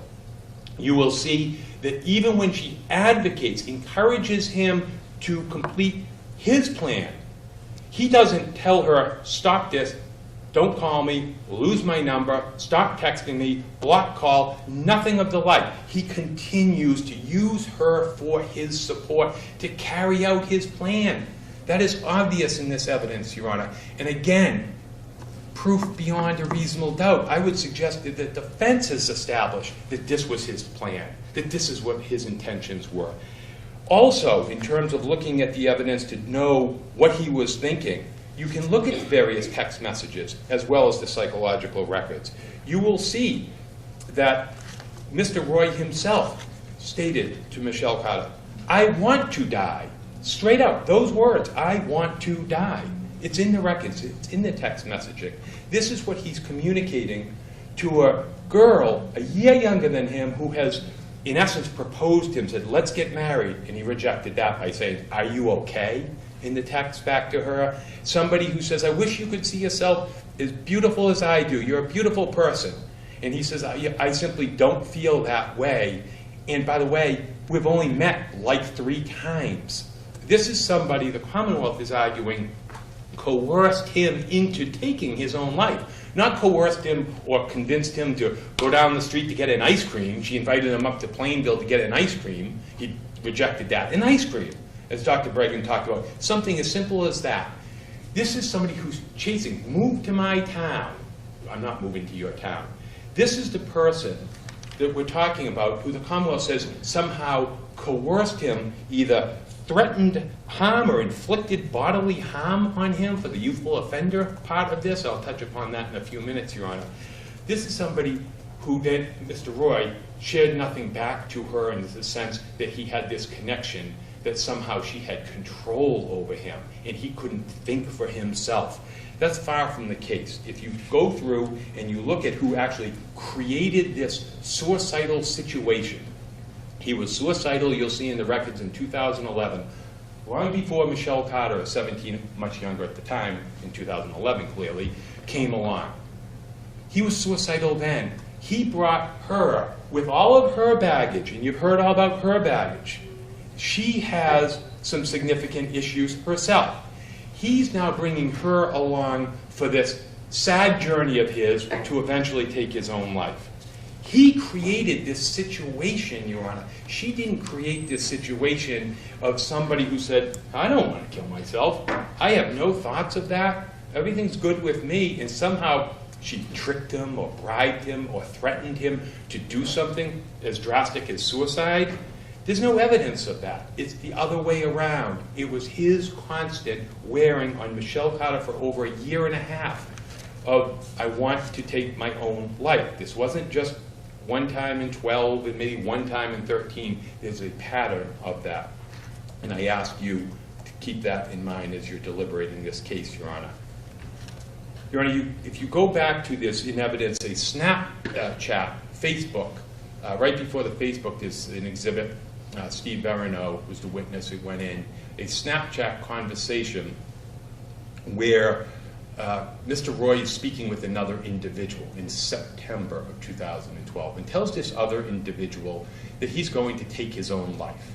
This other individual is not Michelle Carter. He tells this person, I'm going to take my own life. This other person in this chat never encourages him to take his own life. But yet, a matter of a couple of weeks later, he's in the hospital for trying to drown himself. His father brings him to the hospital because he tried to drown himself and he's expressing that he wants to commit suicide. And then a couple of weeks after that, he ODs on acetaminophen and NyQuil. This other person never encouraged him to do that. He told somebody else, and yet on his own, he went ahead and did the act and nearly died. That's the evidence that I asked the court to pay particular attention to. Without any encouragement, his suicidal history and telling somebody else that he was going to commit suicide, and the other person never encouraged it, he still went ahead and tried it. Your Honor, the psychiatric records and the medical records and the therapist records are lengthy. I asked the court to go through them and examine them, but I do want to point out a couple of points in them. These records clearly demonstrate the state of mind and the thought process of Conrad Roy for over, as I said, 2 years. These records speak for themselves. They give a long history of his suicidal thought process, his tendencies, not wanting to be hospitalized, and wanting to end his own life. Ultimately, they end with, I believe it is Stepping Stone, in June of 2014. He's seeing Stepping Stone at one point. During this time, and then he has another an appointment either the beginning of July or the next week that he doesn't go to. This is at a time where he's suicidal, and he's not telling them he actually has a plan. I think this morning you saw on the board, Michelle had asked him, did you tell him you were suicidal? And he said something to the effect, no, I didn't. He laughed my ass off. He knew if he said, I am so suicidal, I'm researching, and you'll see all the Google searches and all, and I'll touch upon that in a few minutes. But if you take a look at him telling this therapist that he doesn't have any plans, I think that is telling, Your Honor, because in the records you'll see a previous doctor had done a Section 12, an involuntary commitment. And in the text messages you will see he's savvy enough to know if he says, I'm going to kill myself, I've got plans, I'm researching, and the dates match up on the different Google history, Your Honor, you'll see. He's been doing the searches. If, in fact, he actually said that, I suggest we know what would have happened. They may have sectioned him. He had no desire to go back into the hospital. He didn't want to say that he had a plan. If you look also, while I'm on that, at around this time in June, the water intoxication, one of the ones that I put up on the board, and is just lots of them. The court will see a water intoxication. Very important, Your Honor, because he tells Michelle in June, when Michelle at this point in time is telling Conrad, live, go to McLean Hospital, you're beautiful, I love you, you know, there's so much to live for, don't do this. And she's trying to help. The best, a 17-year-old girl who's dealing with her own struggles, on medication for her issues, she's doing the best she can, I suggest, and he, Your Honor, is looking up water intoxication and tells her, I've already tried to kill myself. I think this is very important, that in June, he tells Michelle, I've already tried. And Michelle says, what are you talking about when you've already tried? He said, water intoxication. And like a 17-year-old girl, she says, what? Well, you can't drown yourself, can you? And he gets back, no, I've been researching. If you drink too much water, you will end up doing some significant harm and you can die if that's all you do. He tells her that in June. Now, this is before any of her encouragement. He's telling her, I've already tried, and the Google searches back it up. He had already researched water intoxication, suicide, I mean, a whole bunch of them. I'll get to those in a minute. But I think that's an important point to raise to you, the fact finder, in this particular case, Your Honor. A few texts that I would like to point out to the court, and I know the court, and I'm sure will be painstakingly going through the various texts and written record here. There's nothing anyone can do for me that's gonna make me want to live. It's very bad to hear, but I want to let you know that truthfully. That's what Conrad Roy told Michelle. His words, his state of mind, suicidal thinking. This is at a time Michelle is telling him, get help, go to McLean Hospital, great hospital, they'll help you. They're professionals. They can help you. At one point in the texting, she says, they can help you better than I can help you. She says that. We know at this time she's becoming overwhelmed. She tells that to her therapist in the Anchor counseling records. Quote, overwhelmed.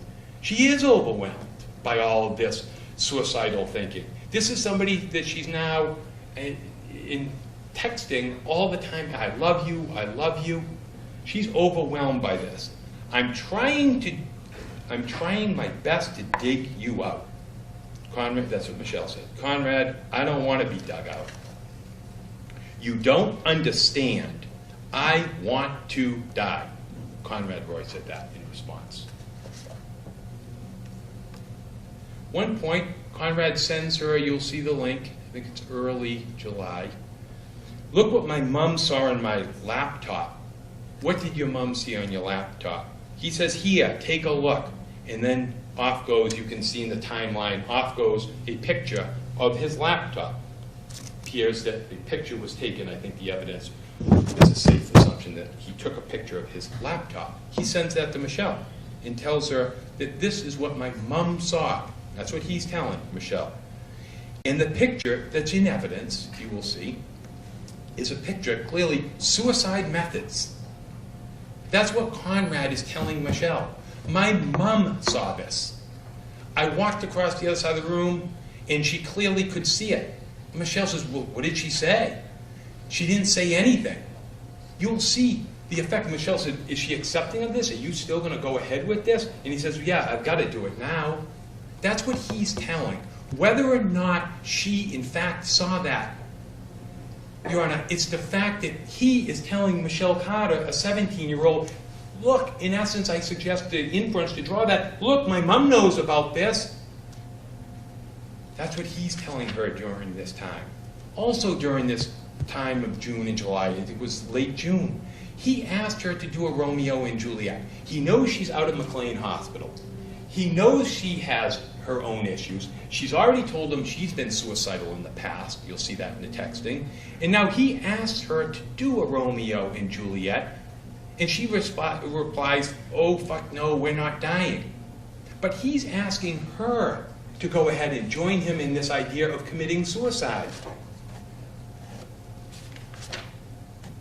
The only way I would hate you is if you told somebody. You hear me?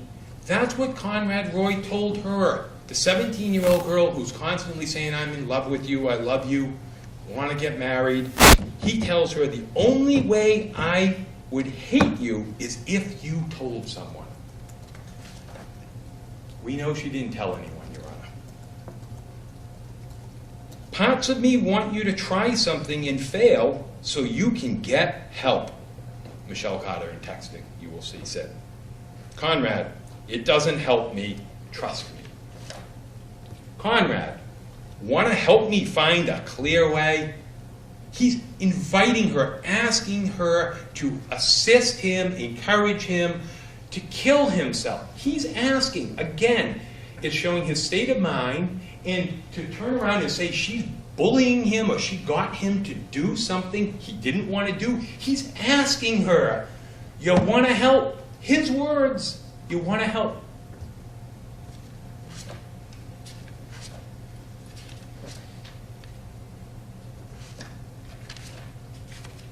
I want to point out something on the deleting the text messages that has come up from time to time. When you go through the timeline, look for deleting messages. Who brought that up and when? I suggest the evidence will clearly show it was Conrad Roy who said to Michelle Carter, don't forget to delete your messages. And Michelle said, why? And then a couple of days later, when Michelle Carter says to Conrad, don't forget to delete your messages, the Commonwealth will point out, see, she's saying she came up with the idea to delete the messages. The evidence shows that Conrad Roy put that thought and told her to delete messages because someone might see the phone. Conrad Roy, Michelle Carter wasn't the only person, according to Conrad Roy, that he was speaking to about suicide. He was speaking to somebody from Great Britain in his texting. In the texting, he mentions he's researching, and he's also speaking with somebody from Great Britain who's helping him find different ways to do it. Apparently, I think it says on some blog or some kind of information that he's obtaining. He's speaking to somebody else about taking his own life. Look at the various internet searches, Your Honor, in the Google searches, in the Safari history. Suicide by cop, arsenic, cyanide, how to make your suicide look like an accident, in particular. I want to point that one out to the court. Why, Michelle asked him, why do you want to make your death look like your suicide look like an accident? Because he says, I don't want anyone to feel guilty about it. That's what he responded. He's trying and he's looking up. You'll see it in the record. That's what he's looking up on his own time. Michelle isn't there helping him at the computer, telling him what to look at. On his own time, he's looking these things up. He wants to make his suicide look like an accident because he doesn't want anyone to feel guilty. I suggest that shows what his intentions are, that he's going to take his own life. Not that he's going to somehow find somebody to make him a victim of a homicide. Although he does research, you see it, you'll see it, he does research suicide by cop. And I suggest that that means he wants a police officer to shoot him and make it look like the police officer's fault.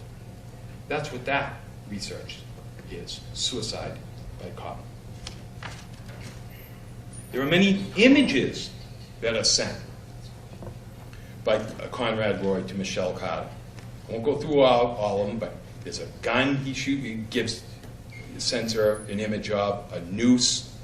In fact, he sends her a big, long article of how to kill yourself with carbon monoxide, the very way that he chose to take his own life.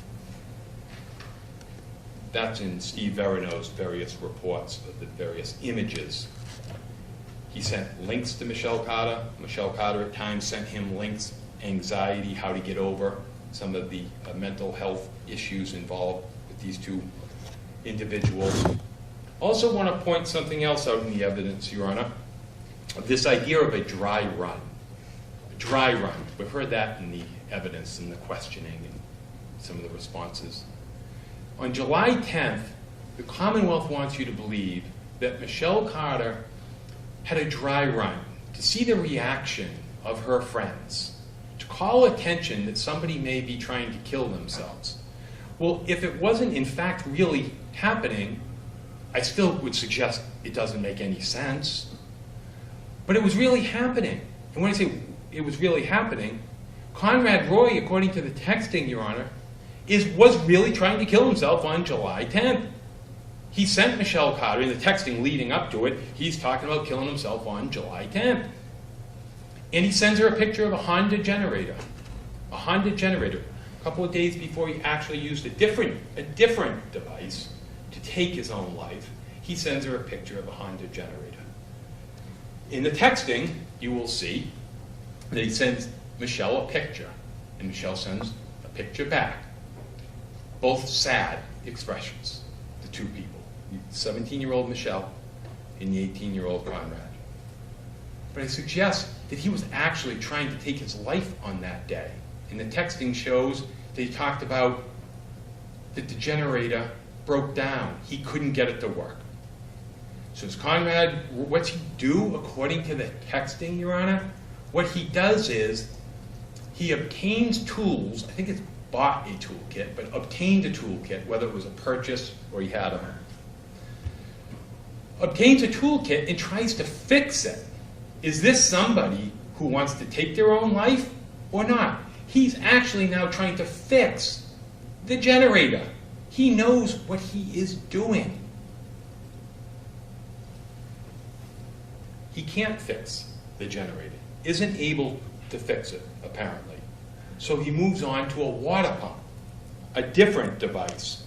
I suggest that this shows the intense intent that he had, his state of mind, that he had tried this just days before he was successful. Does he say between the 10th and the 12th, you know what, Michelle, go away. Block your call. I want nothing to do with you anymore. No.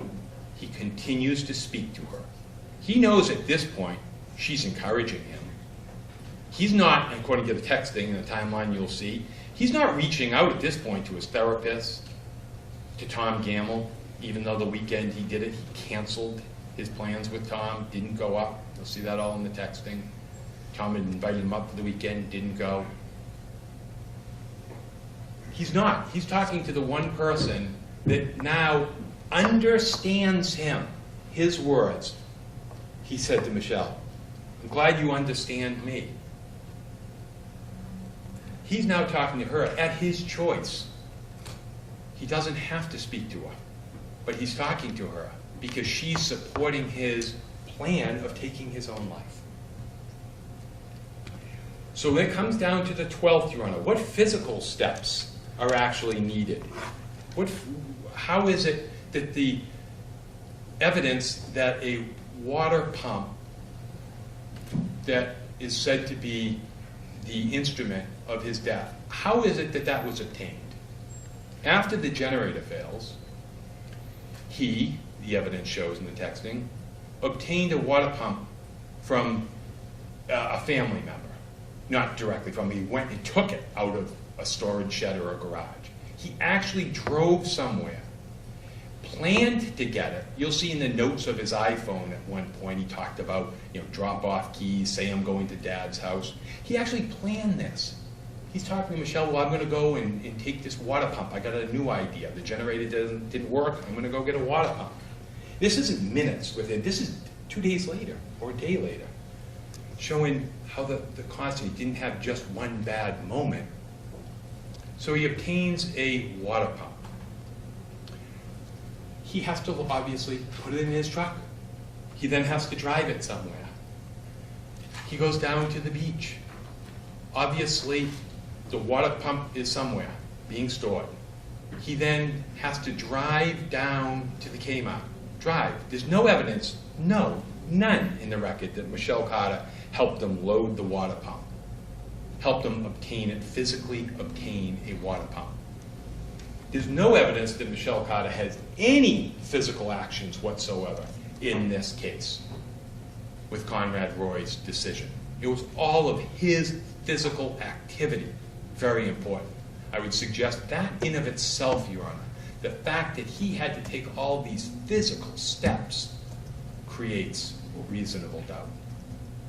So when he then decides to leave and drive down to Kmart, he goes down to Kmart. He doesn't do a U-turn. What's he do? He actually, in the phone records, he calls Michelle Carter. The first phone call right there, he calls her. He doesn't call 911, doesn't call anybody else. He calls Michelle. I suggest why? Because he knows that she is encouraging and supporting his plan. Remember, I'm sorry for dragging you in. That's his words. She's in now. She's encouraging him during this time. He then has to go to a parking lot, a public lot. I think one of the officers talked about being fairly busy for a Kmart, I think he said. And at one point in time, there's a police car there that comes in, there's an ambulance in the front of the building, coincidentally. And Conrad Roy, the Commonwealth, is suggesting is parked over on the side of the lot, taking his own life, not seeking any help. Police department down the road a half a mile. He has a cell phone with him. We know he's been discussing safety plans. It's in the record, in the various psychological and therapy records, numerous times, went over safety plans with patient, gave him suicide hotline numbers, gave him, if there's any problems, you can always call us or you can call the police. Safety plan. He's been exposed to that. He doesn't utilize any of that. Why not? Because he wants to take his own life. So he's down now at a parking lot, a public parking lot with people around. He obviously has to start the water pump. He has to start it. Does he know that if he starts a water pump in a closed, confined area, it may do harm to him? Of course he does. Is he intelligent enough to understand that? Of course he is. And what's he choose to do? He chooses to stop the water pump. Michelle Carter, there is no evidence that she's present.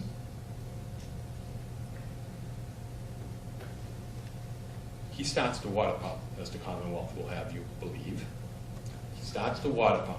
At some point in time, he gets out of the vehicle, according to the Commonwealth's theory, gets out of the automobile. Now, what's he choose to do at this point? Oh, before I may go back for a moment, when he starts the water pump, are his windows up, down, doors open, closed? We don't know. We really don't. There's no evidence of that, because the only person present was Conrad Roy.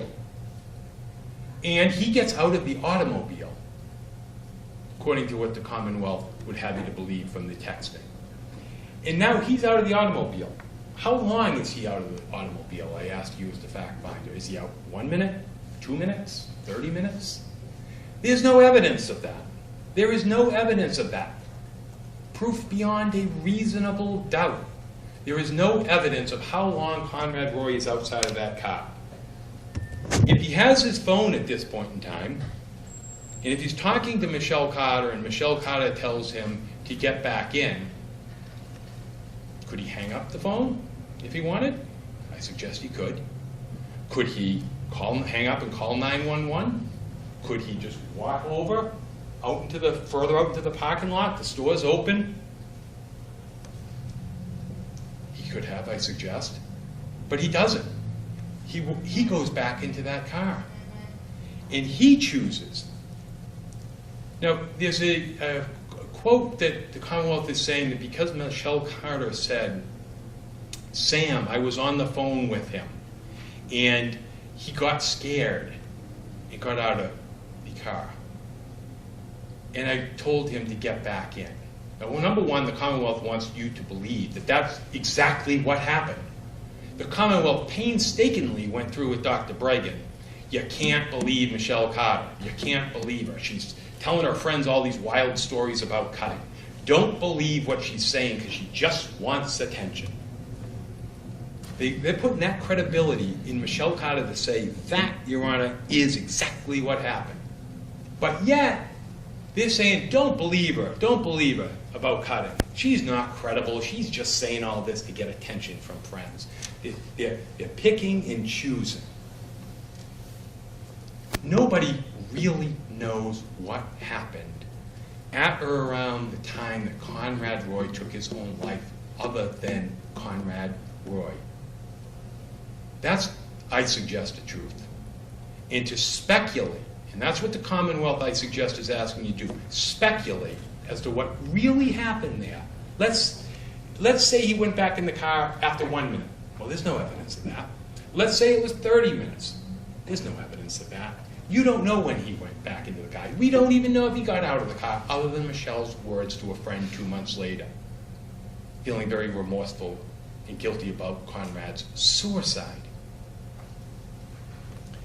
So Conrad then, let's say, he does at some point decide to get back into the automobile, into the truck. Did he leave the doors open? Did he roll down the windows, or did he close them? No evidence. We don't know. But he gets back in. Let's say that that's what really happened. And I suggest that's some speculation there. But if that is credible evidence, then he gets back in. Now he has to sit there. Does he roll the windows back up? Did he turn the generator off, or did he leave it on, the water pump? No evidence one way or the other. So he presumably now is back into the pickup truck. Now he has to sit there, start the generator up, or the fumes already in the car.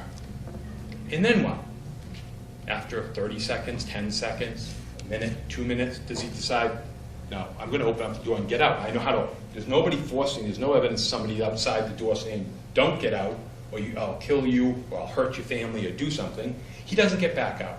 A conscious decision, I would suggest to this court, that he wanted to take his own life.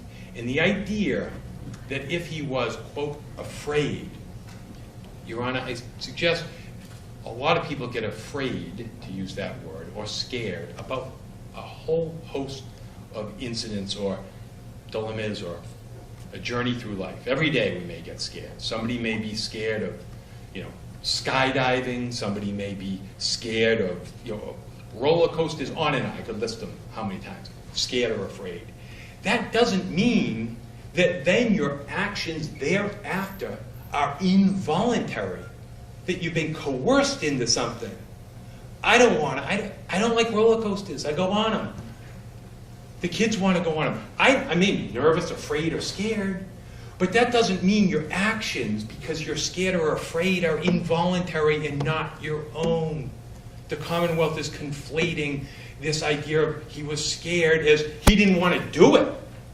That's what they're doing. They're saying Michelle told a friend that Conrad got out of the car and was scared because it was working. So Conrad apparently knew it was working and yet chose to get back in. But because he was scared or afraid, they want to basically replace that word that somehow, therefore, after that, by going back in the car, that wasn't his own decision, that he didn't have the free, voluntary ability to say, well, if I get back in there, bad things may happen. He chose, Your Honor, he chose to commit suicide, sadly. This is not a homicide. The causation, did the Commonwealth prove beyond a reasonable doubt that he would have been alive, I suggest is lacking. There has to be reasonable doubt, I suggest, to this fact finder. You have about 5 minutes, Mr. Cataldo. All right, thank you, Your Honor. Your Honor, a journal, a note, a suicide note, a journal. He leaves back at his house. We find his sister finds a note. He leaves to Michelle Carter. He leaves a note to her saying, I love you, carry on.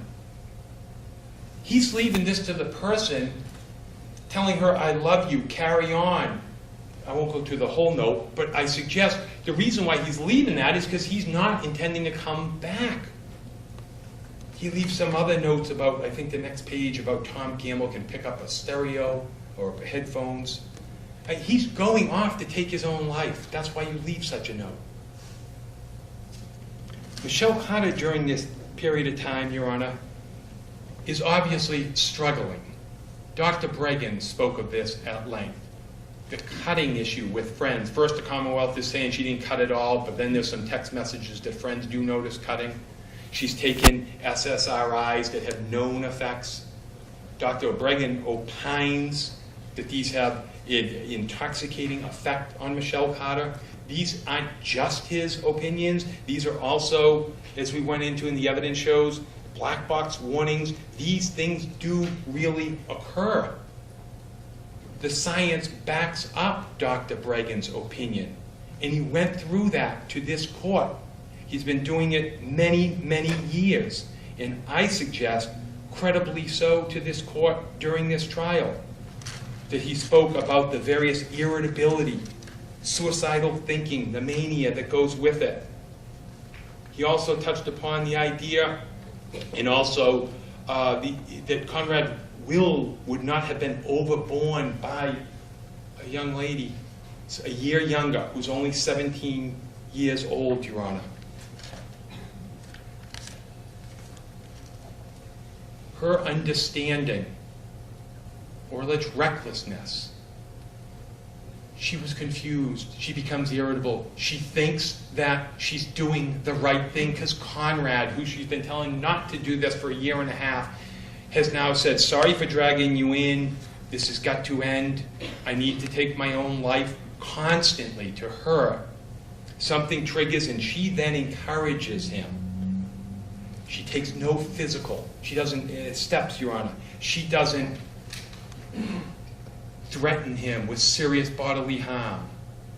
Or she doesn't inflict, is the word under the youthful offender, to touch upon that for a minute. She doesn't inflict serious bodily harm. Conrad Roy knows what he is doing, Your Honor. He made a choice to commit suicide. This is not a homicide. Michelle Carter did not kill Conrad Roy. It's sad, it's tragic, but it's just not a homicide. I'll end. Conrad sent Michelle a text, quote, I don't want anyone to feel guilty about it. It's nothing they can do. He didn't want anyone to feel guilty about it, Your Honor. It was his choice. I ask you to acquit Shelga. Thank you, Mr. Cataldo. Who will do the closing for the Commonwealth? Your Honor. Thank you.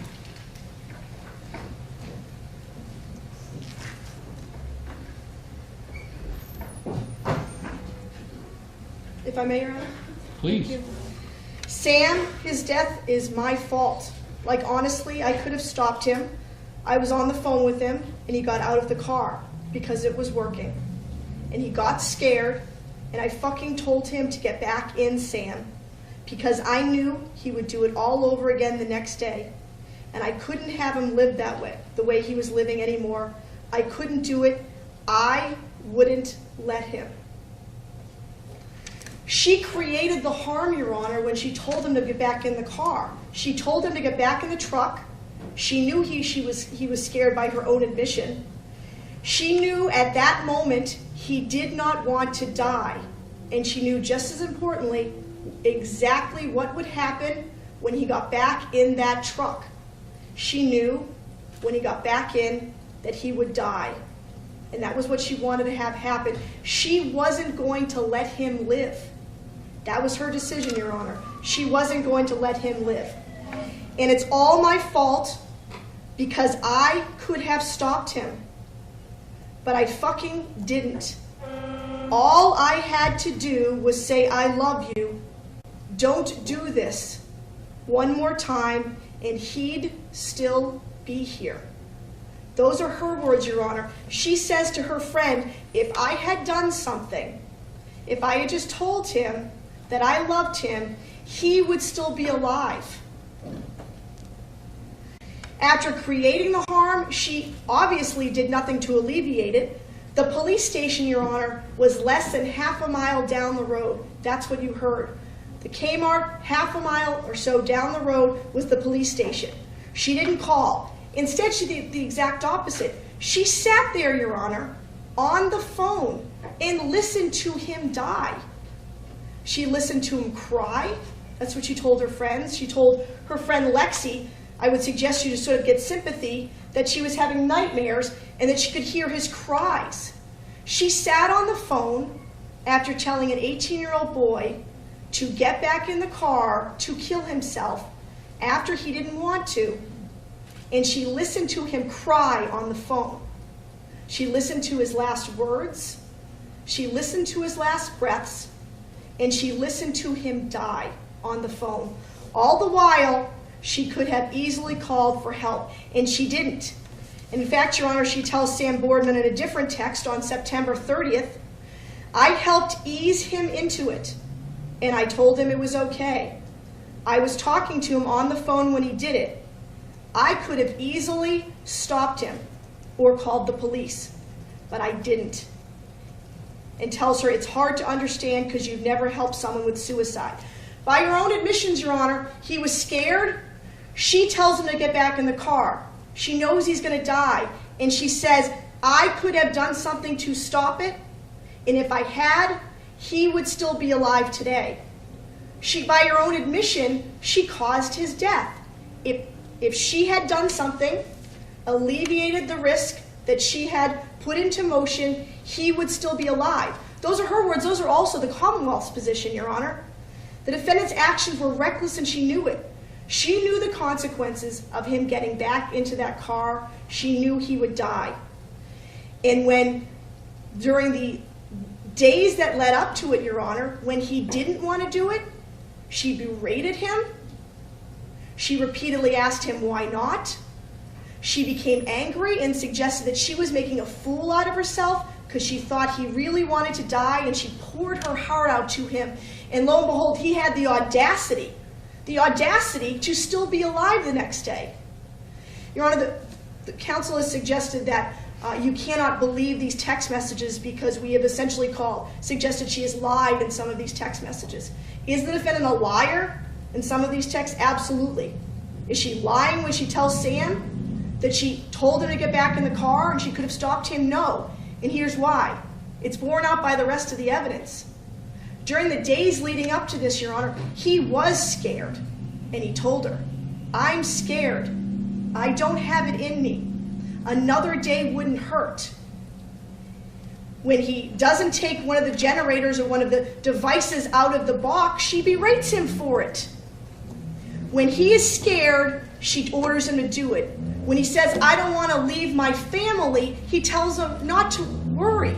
I'll take care of them. Every time he came up with an excuse not to do it, she kicked his feet out right from under him and told him why it didn't matter, why he still needed to die. The fact that he was scared on the 12th and got out of the car is exactly consistent with what had happened so far.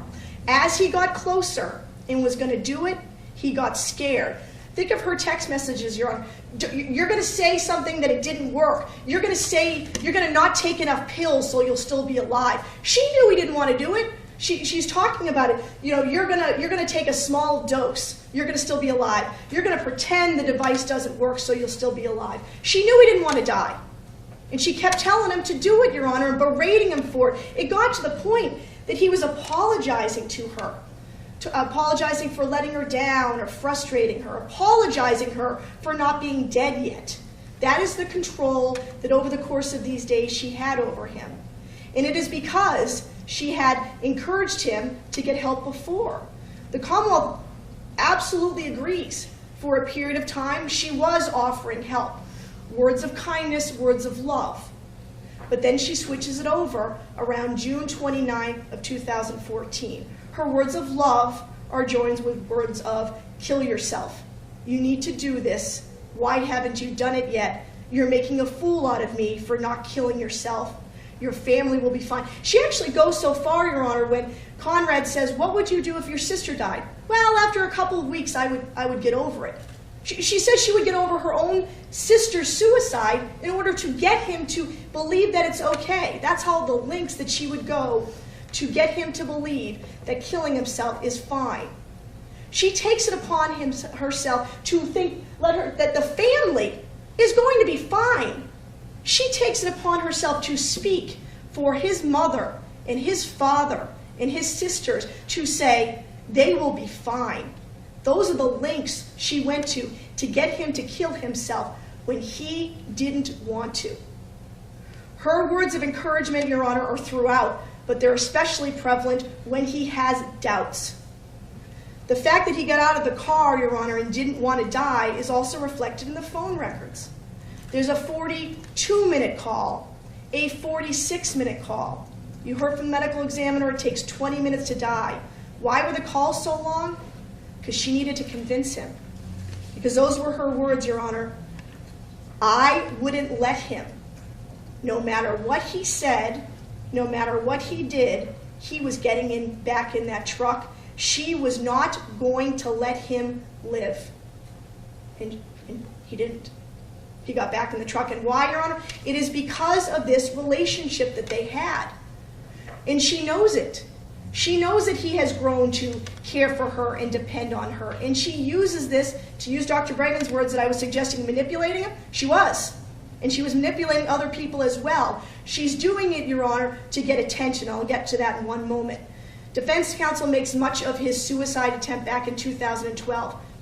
Did he? Yes. Did he take pills? Yes. But you know what else he did? He called a friend for help. Because at the end of the day, Your Honor, didn't want to die. Despite his issues, Your Honor, I would suggest to you, Conrad Roy was a very self-aware young man. He knew when he needed help. He spoke to his mom, Your Honor, in those weeks leading up to his death that he wanted to get help, and they researched it, and he went to Stepping Stone. And you know what he said was the one reason that he wanted to live? His family. So despite these contention that he killed himself over issues of domestic violence or because of a fight with his dad, did those things happen? Your Honor, you can read the medical records yourself. But at the end of the day, he loved his family and he wanted to live for them. At the end of the day, the person on the other end of that line had nothing to do with his father, Your Honor, nothing to do with his mother, nothing to do with their divorce. It was the defendant telling him to get back in the car because she wanted him to die. His issues, Your Honor, back in 2012, and past that, did he continue to research suicide? Yes, he did. Absolutely agree with that. But he was looking into it, Your Honor. He wasn't committed to it. He was researching it. He had questions. He was working through things. And nothing reflects that more than that video, Your Honor. The video of, heartbreaking to watch, frankly, an 18-year-old boy talking about his life and how he feels and how things are tough for him, but how much he has to live for. I would suggest to you, ultimately, the tone of that video is one of hope. He ends it by talking about how he's a nice kid, maybe too nice. When he made that video, Your Honor, before the defendant got her hooks into him and started telling him to die every day, he was hopeful. And when you look at the pictures on his phone of June, they're pictures of him and his sisters and his dad fishing. There's a picture of him wearing a hard hat, smiling. There's positive sayings on his phone.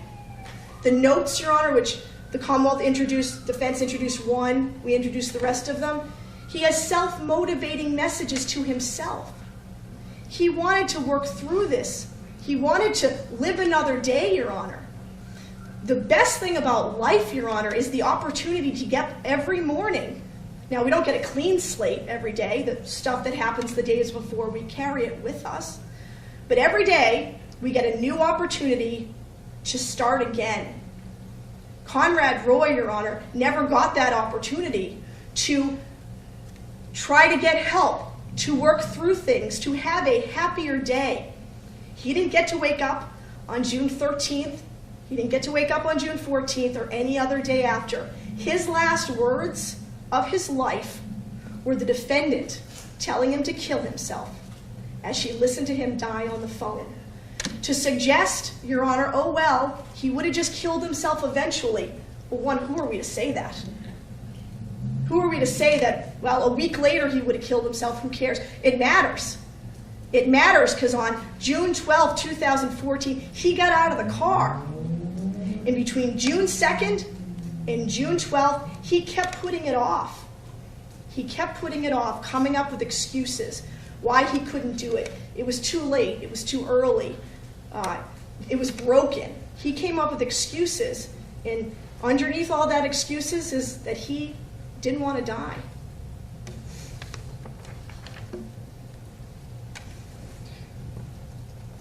So the question ultimately, Your Honor, I believe, may be why? Why did she do this? Why did she tell Conrad Roy to get back in the car? Why did she text him for 10 days or so, berating him and encouraging him to kill himself? Why did she do it?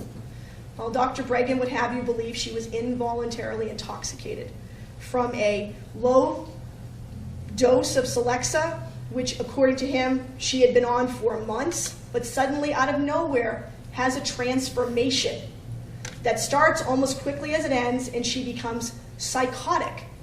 Well, Dr. Breggin initially opined, Your Honor, that she was, well, actually, he always has the opinion that she is the most loved person he's ever met. I would suggest to you there's a lot of bias going on in Dr. Breggin's testimony and his opinion. He describes the defendant in such amazing superlative terms. She's wonderful, she's amazing, she's a helper, and describes Conrad as someone who's dragging her down. He's a troubled young man. It's his fault she has an eating disorder. His bias, Your Honor, is blinding. Added to the bias that he doesn't think that people should even take these medications. That's his starting off point. But further, Your Honor, I would suggest his own mistakes in this. He forms an opinion, he actually forms an opinion before he's talked to anybody. And then he talks to people who barely know her, frankly, 6 people who have limited contact with her. And he finds that she's not depressed, no anxiety, happy kid. And then he looks at the rest of the records, and now she's depressed, she cuts, she has anxiety, and yet still comes before this court looking at not all of the records. Openly admits there's a lot more out there. McLean's that she was at right before this happened, completely incomplete. Yet he offers an opinion that she is involuntarily intoxicated despite all the evidence to the contrary. And now he says she's psychotic. First time ever saying that word is here in court. He ratchets it up to from involuntarily intoxicated and manic or mania to psychotic when on cross-examination. She's psychotic, yet appears completely normal to everybody else but Conrad. She's going on with her life, Your Honor. She is going to camp. She's talking to her friends. She's having a sleepover. Her parents don't notice anything, yet she is, by his words, so psychotic, she doesn't know right from wrong. The Commonwealth's position, Your Honor, is that she wanted attention. And I would suggest to you that is obvious from her text messages. Dr. Bregan talks about how she's such a helper and that she was reaching out to all these people, saving all these people. If you really look at it, Your Honor, she's really desperate for attention. She keeps texting these people over and over again to the point where most of them tell her to back off. You'll see it from the text messages, Your Honor. She sends these lengthy text messages going on, how wonderful these people are. She wants to hang out with them. But they don't have time for her, ultimately, Your Honor. They're busy, or frankly, she's pushed them away. And she recognizes that and says that in her text messages. She says that no one likes her, that people are friends with her in school, but no one wants to hang out with her. And she desperately wants that attention, Your Honor. And when she comes out of McLean's, she's focused. She's focused on trying to start up lost friendships. She says and this is all in the text messages, Your Honor. She speaks to her counselor and has more insight as to the end of a friendship, and she wants to start it up. And now it's summer, and the girls that she was able to see at school so easily, she can't. And they're not coming over, and they're not spending time with her. She needs to get their attention. Now, Your Honor, sometimes I would suggest to you when there's two such diametrically opposed positions, he says she's involuntarily intoxicated, we say she wants attention. Sometimes I'd suggest to you it's the minor details that can really become important. And I would ask Your Honor to focus on one specific conversation. On July 12, 2014 at 8:02, I'm sorry, what was the time again? it's 8:02 on July 12th, Thank you. about 3 or 4 minutes after the last phone call Conrad Roy will ever have, the conversation between the defendant and Mr. Roy, where I would suggest to you he dies, ends around 7:58, 7:59. 3 minutes later, she's texting Sam that she thinks that Conrad died. At 8:37, she's texting a young man named Mason, and you'll see Mason's name come up. It's a man or boy she clearly has some romantic interest in. At 8:37, she tells Mason, I think my friend just committed suicide, something to that effect. My friend. To every other person that she's talking to about this, Conrad Roy is the love of her life. He's her boyfriend. They are, in her words, endgame. She thought they were going to end up together. But when speaking to Mason, a boy I would suggest she's interested in, she uses the term friend. So in the middle of all of this, after Mr. Roy, someone she supposedly loves, his body is dead in a car, and while Dr. Bregan, she says she's psychotic, she has the wherewithal to distinguish, to make sure that Mason knows she's still available. I would suggest to you that shows a lot of thought in what would probably, if you were involuntarily intoxicated and he just killed himself, would be quite a psychotic moment. But she specifically uses the word friend when with everybody else she uses boyfriend, because she wants Mason to know, despite the fact that her friend has killed himself, that she is available. As I said, Your Honor, sometimes it's the smaller details that can be most important. Because the Commonwealth's position is, Your Honor, that she did this to get attention. And that's why she sent those text messages on July 10th and July 11th, what has now been referred to as the dry run. She's telling Sam and Lexi, and I didn't go through all of them, Your Honor, that Conrad is missing, that she's worried, that she's talking to his family. None of those things are true. She's talking to Conrad, she's never spoken to his family, and he's not even missing. Why would she do that? I would suggest to you she wants to gauge the reaction. And in fact, Sam and Lexi both have the reaction that she wants. They are concerned, which is a normal reaction, Your Honor, in that situation. They're concerned. So why did Conrad have to die on July 12th? Well, I would suggest to you that she's already promised that he's missing. And you'll notice between the 10th and the 11th, she never tells Sam and Lexi that he's found. She never says, oh, he texted me back. He's safe. I know where he is. She keeps up to the charade from July 10th to July 11th, now into the 12th. And now she's a little bit stuck.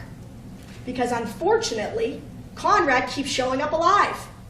Unfortunately, he didn't kill himself on the 10th. And unfortunately, despite her best efforts, he's still alive on the 11th. And now she's stuck. Because she can't keep the charade going up much longer because people are starting to ask questions, right? Sam and Lexi, smart girls, they're asking, well, what's going on? Have you talked to his family? Does he have a truck? They're smart girls, Your Honor, who over time, and at one point later on, Lexi asks, is there an Amber Alert? Her father's a police officer, and she's a smart girl. She can only keep up the charade of Conrad being missing for so long, and time is starting to run out. So by July 12th, he's got to kill himself. Because she can't be a liar. Sam, Your Honor, look at the text. She admires Sam greatly. She writes a text saying that she'll look back and be so proud to say that she was friends with Sam Boardman. This was a very important friendship to her. The two of them had 5,000 to 6,000 text messages in a year. And Sam has made it clear, and I just gave you one example today, she doesn't like it when the defendant lies to her. So the defendant's stuck. And you can see in the text messages throughout the day that she's, at this point, more than urging, she's telling Conrad, it's got to happen. And he was going for ice cream, it's got to happen. He's doing this, it's got to happen. You can't wait any longer. Because she has two friends who think he's already missing. And eventually are going to figure out that he's not missing. So he's got to, at that point, Your Honor, Conrad Roy becomes essentially disposable to the defendant. She urges him, and she tells him, Your Honor, where to go, to a parking lot. She tells him how to do it. They have conversations, a generator. She's the one who says, hang yourself, stab yourself, giving him all ideas. I would suggest you one of the, and I won't go all of them, frankly, because you've read them, and frankly, the texts are so horrible, Your Honor, to keep going, I won't keep going over them. But at one point, they're talking about ways that he can die, and he says that he doesn't want to do Tylenol again because it's painful. He talks about how much it hurt last time and the effect on his body. And she says, well, you know what? If you do it right, you'll be dead, so all of the after pain, you won't feel it. And he says, I don't want to do the Tylenol. It's too painful. And at one point, she basically says, and I'm paraphrasing, you got to suck it up. That's what you got to do. The fact that he says he's going to be in pain doesn't deter her, Your Honor. Nothing deters her. And on July 12th, when he goes to that parking lot, they're on the phone for 42 and then 46 minutes, and she spends the time, I would suggest to Your Honor, you can reasonably infer that her calls are very much like the text messages. I'm scared, do it. I'm scared, you got to do it. I'm going to miss my family, don't worry about them. I'll take care of them. And I would suggest to you, based on the fact that he is vulnerable, he is depressed, and he is dependent on her to the point where he is apologizing for still being alive, that he gets back in that car. But she is the cause. Did he get back in the car? Yes. But she was the cause of it, Your Honor. She ordered him back in that car, knowing what would happen. Where a defendant's failure to exercise reasonable care to prevent the risk she created is reckless and results in death, that constitutes involuntary manslaughter. And I'm citing from Levesque, Your Honor, and I would also cite to Persampieri, which, although different, is very similar. Defense counsel makes much of the fact that the defendant wasn't present. She didn't have to be. It's a new day and age, Your Honor, and the phones that we have now allow you to be virtually present with somebody. Back years ago, in order to have a relationship, you had to actually see somebody, or at a minimum talk on the phone, and that no longer needs to be required. People fall in love On the internet and via text, people bully via text and the internet, and you can encourage someone to die via text, and you can commit a crime via text. The court has never required actual presence to be convicted of a crime. But here, Your Honor, although she wasn't physically present, she was in his ear, she was in his mind, she was on the phone, and she was telling him to get back in the car, even though she knew he was going to die. And she did it for attention. Your Honor, I asked you to look at the text messages, specifically July 4th. And that day, Your Honor, she tells him she wants him to send out a tweet. She says she wants his last tweet to be about her. And she tells him to tag him in it. And you heard testimony, I believe, from Sergeant Bates, that if it was tagged or put on Twitter, her friends would see it. Even back then on July 4th, it's all about her friends seeing that he gave her a shout out before he killed himself. This is all about her. On July 2nd, I believe, Your Honor, they have a conversation about, they're talking about suicide, he's talking about possibly being scared or something to that effect, and she stops him and says, "Am I your girlfriend?" He goes on to something else. "No, before you die, I need to know, am I your girlfriend?" Because she wants to be able to call herself that. After he's dead and all her friends come running, which they in fact do, she needs to be able to say, "I was his girlfriend. Look at me, I lost my boyfriend." And that's reflected in the suicide note. She asked for the suicide note, Your Honor. Defense counsel makes much of that he wrote this loving suicide note. She asked him to. And then afterwards pretends like she wasn't expecting it. She texts her friends, "Oh my God, he left me a note. His mother said I was the most important person in his life. He only left me a note." She texts that to Sam, Lexi, and possibly others. Why would she say that? She wants their attention.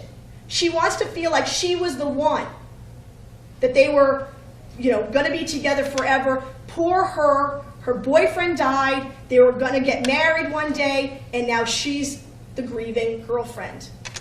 Homer's for Conrad, Your Honor, in September, she and Tom Gamble get into it, where he says, "Why is it in Plainville? He didn't live there. I planned it. Don't take credit for my idea." He's dead, Your Honor. This is his best friend, and she's mad because he's going to try to take credit for her idea. Because if it's in another town, she's not going to know everyone. If she's not in charge, people won't see her as the grieving girlfriend. If people don't see a tweet from Conrad before he dies, people won't know. So instead, she posts on Facebook. It's an exhibit, Your Honor, the blow up. July 14th. He's been dead for less than 48 hours, and she talks about, "He was my first love, and I wanted more than anything for him to be my last. We had a once-in-a-lifetime love. We were forever. And I'm the only one who knew why he did it. I'm the only one." That's what she posts on a public Facebook page. She wanted the world to see that she was the only one who understood, that they were going to be together forever, and I lost the love of my life. The same love of her life that she told to get back in a car so he would die. And then takes the time after he's dead to text another boy, "I can't, I think my friend just committed suicide." She was using his death as an opportunity to get the attention that she so badly wanted, and in fact got. You'll see, Your Honor, she tells Sam on the 13th about him missing, and then says, "Can you come over, help get my mind off of it?" When her friend Evan finds out about it, "Can you come over?" She's using an opportunity to get the friends to come over, and in fact, they do. Her actions, Your Honor, on July 12, 2014, caused the death of Conrad Roy. They were reckless, and she knew it. She was 18, it was a felony, and she caused serious bodily harm. When it came to telling adults about what was actually going on, she lied. She didn't tell her mother on the 13th that Conrad was dead or missing. She's telling anyone else who will listen that he's dead or missing, depending on what version of the truth she's giving. She tells the therapist that she was on the phone, and she later found out that he died of carbon monoxide. She knew all along that's how he was going to die. She was on the phone with him when he did it. And when the police came to take her phone, she says she didn't think much of being on the phone when they were on the phone on the 12th. She lied to adults. She knew the wrongfulness of her actions, Your Honor, without question. She, on the 12th, now, Conrad Roy mentioned deleting text messages earlier, correct. But it was on the 12th, right before he died, she asked him, did you delete the text messages? He says, you keep texting me. And she relied on that, and she was hoping for it, Your Honor, but I would suggest to you she was a little bit concerned, which is why right after she knows he's dead and listened to him die, she texts him, oh, Conrad, are you okay? I'm going to get you help. She knew he's dead. She's covering it up, Your Honor. That's the only reason why she texted him that. And she says to Sam on July 21st, Sam, they read my messages with him. I'm done. His family will hate me, and I could go to jail. She absolutely knew what she was doing. She absolutely knew it was wrong, and she absolutely caused the death of this 18-year-old boy. And I ask you to find her guilty. Thank you, Ms. Rayburn. All right. At this point, what's going to happen is that I am going to take this under advisement and review all the exhibits as well as the testimony and make the appropriate applications of the law to the facts as I find them to be. That will not happen immediately, of course. So for the benefit of the media, council, and the public, what will happen is when I have reached a decision, I will inform the clerk's office, and the clerk's office will inform council that we will meet the following morning. Those of you who have registered with the clerk's office from the media will get an email indicating that that session will be resuming on that date if you choose to be here. And then I will announce the verdict in open court at that time. Now, before I recess today, a word of thanks to my court officers for maintaining the decorum in this court, which has been so helpful to me in appreciating the evidence as it was presented, to the clerk's office for just doing a magnificent job of keeping all of this straight and making it all flow as smoothly as it has. And finally, to the four lawyers. As Ms. Flynn so well said this morning, I am not unmindful of the fact that the lives of two families have been immutably changed by the events that we have heard testified to in this courtroom over the last week or so. The level of preparedness and professionalism manifested by all four of these lawyers, as well as the respect and courtesy, each to the other and each to all of those families, speaks well of each and all of you, and you are a credit to your profession. We will now be in recess until I make my decision. Thank you very much. All right.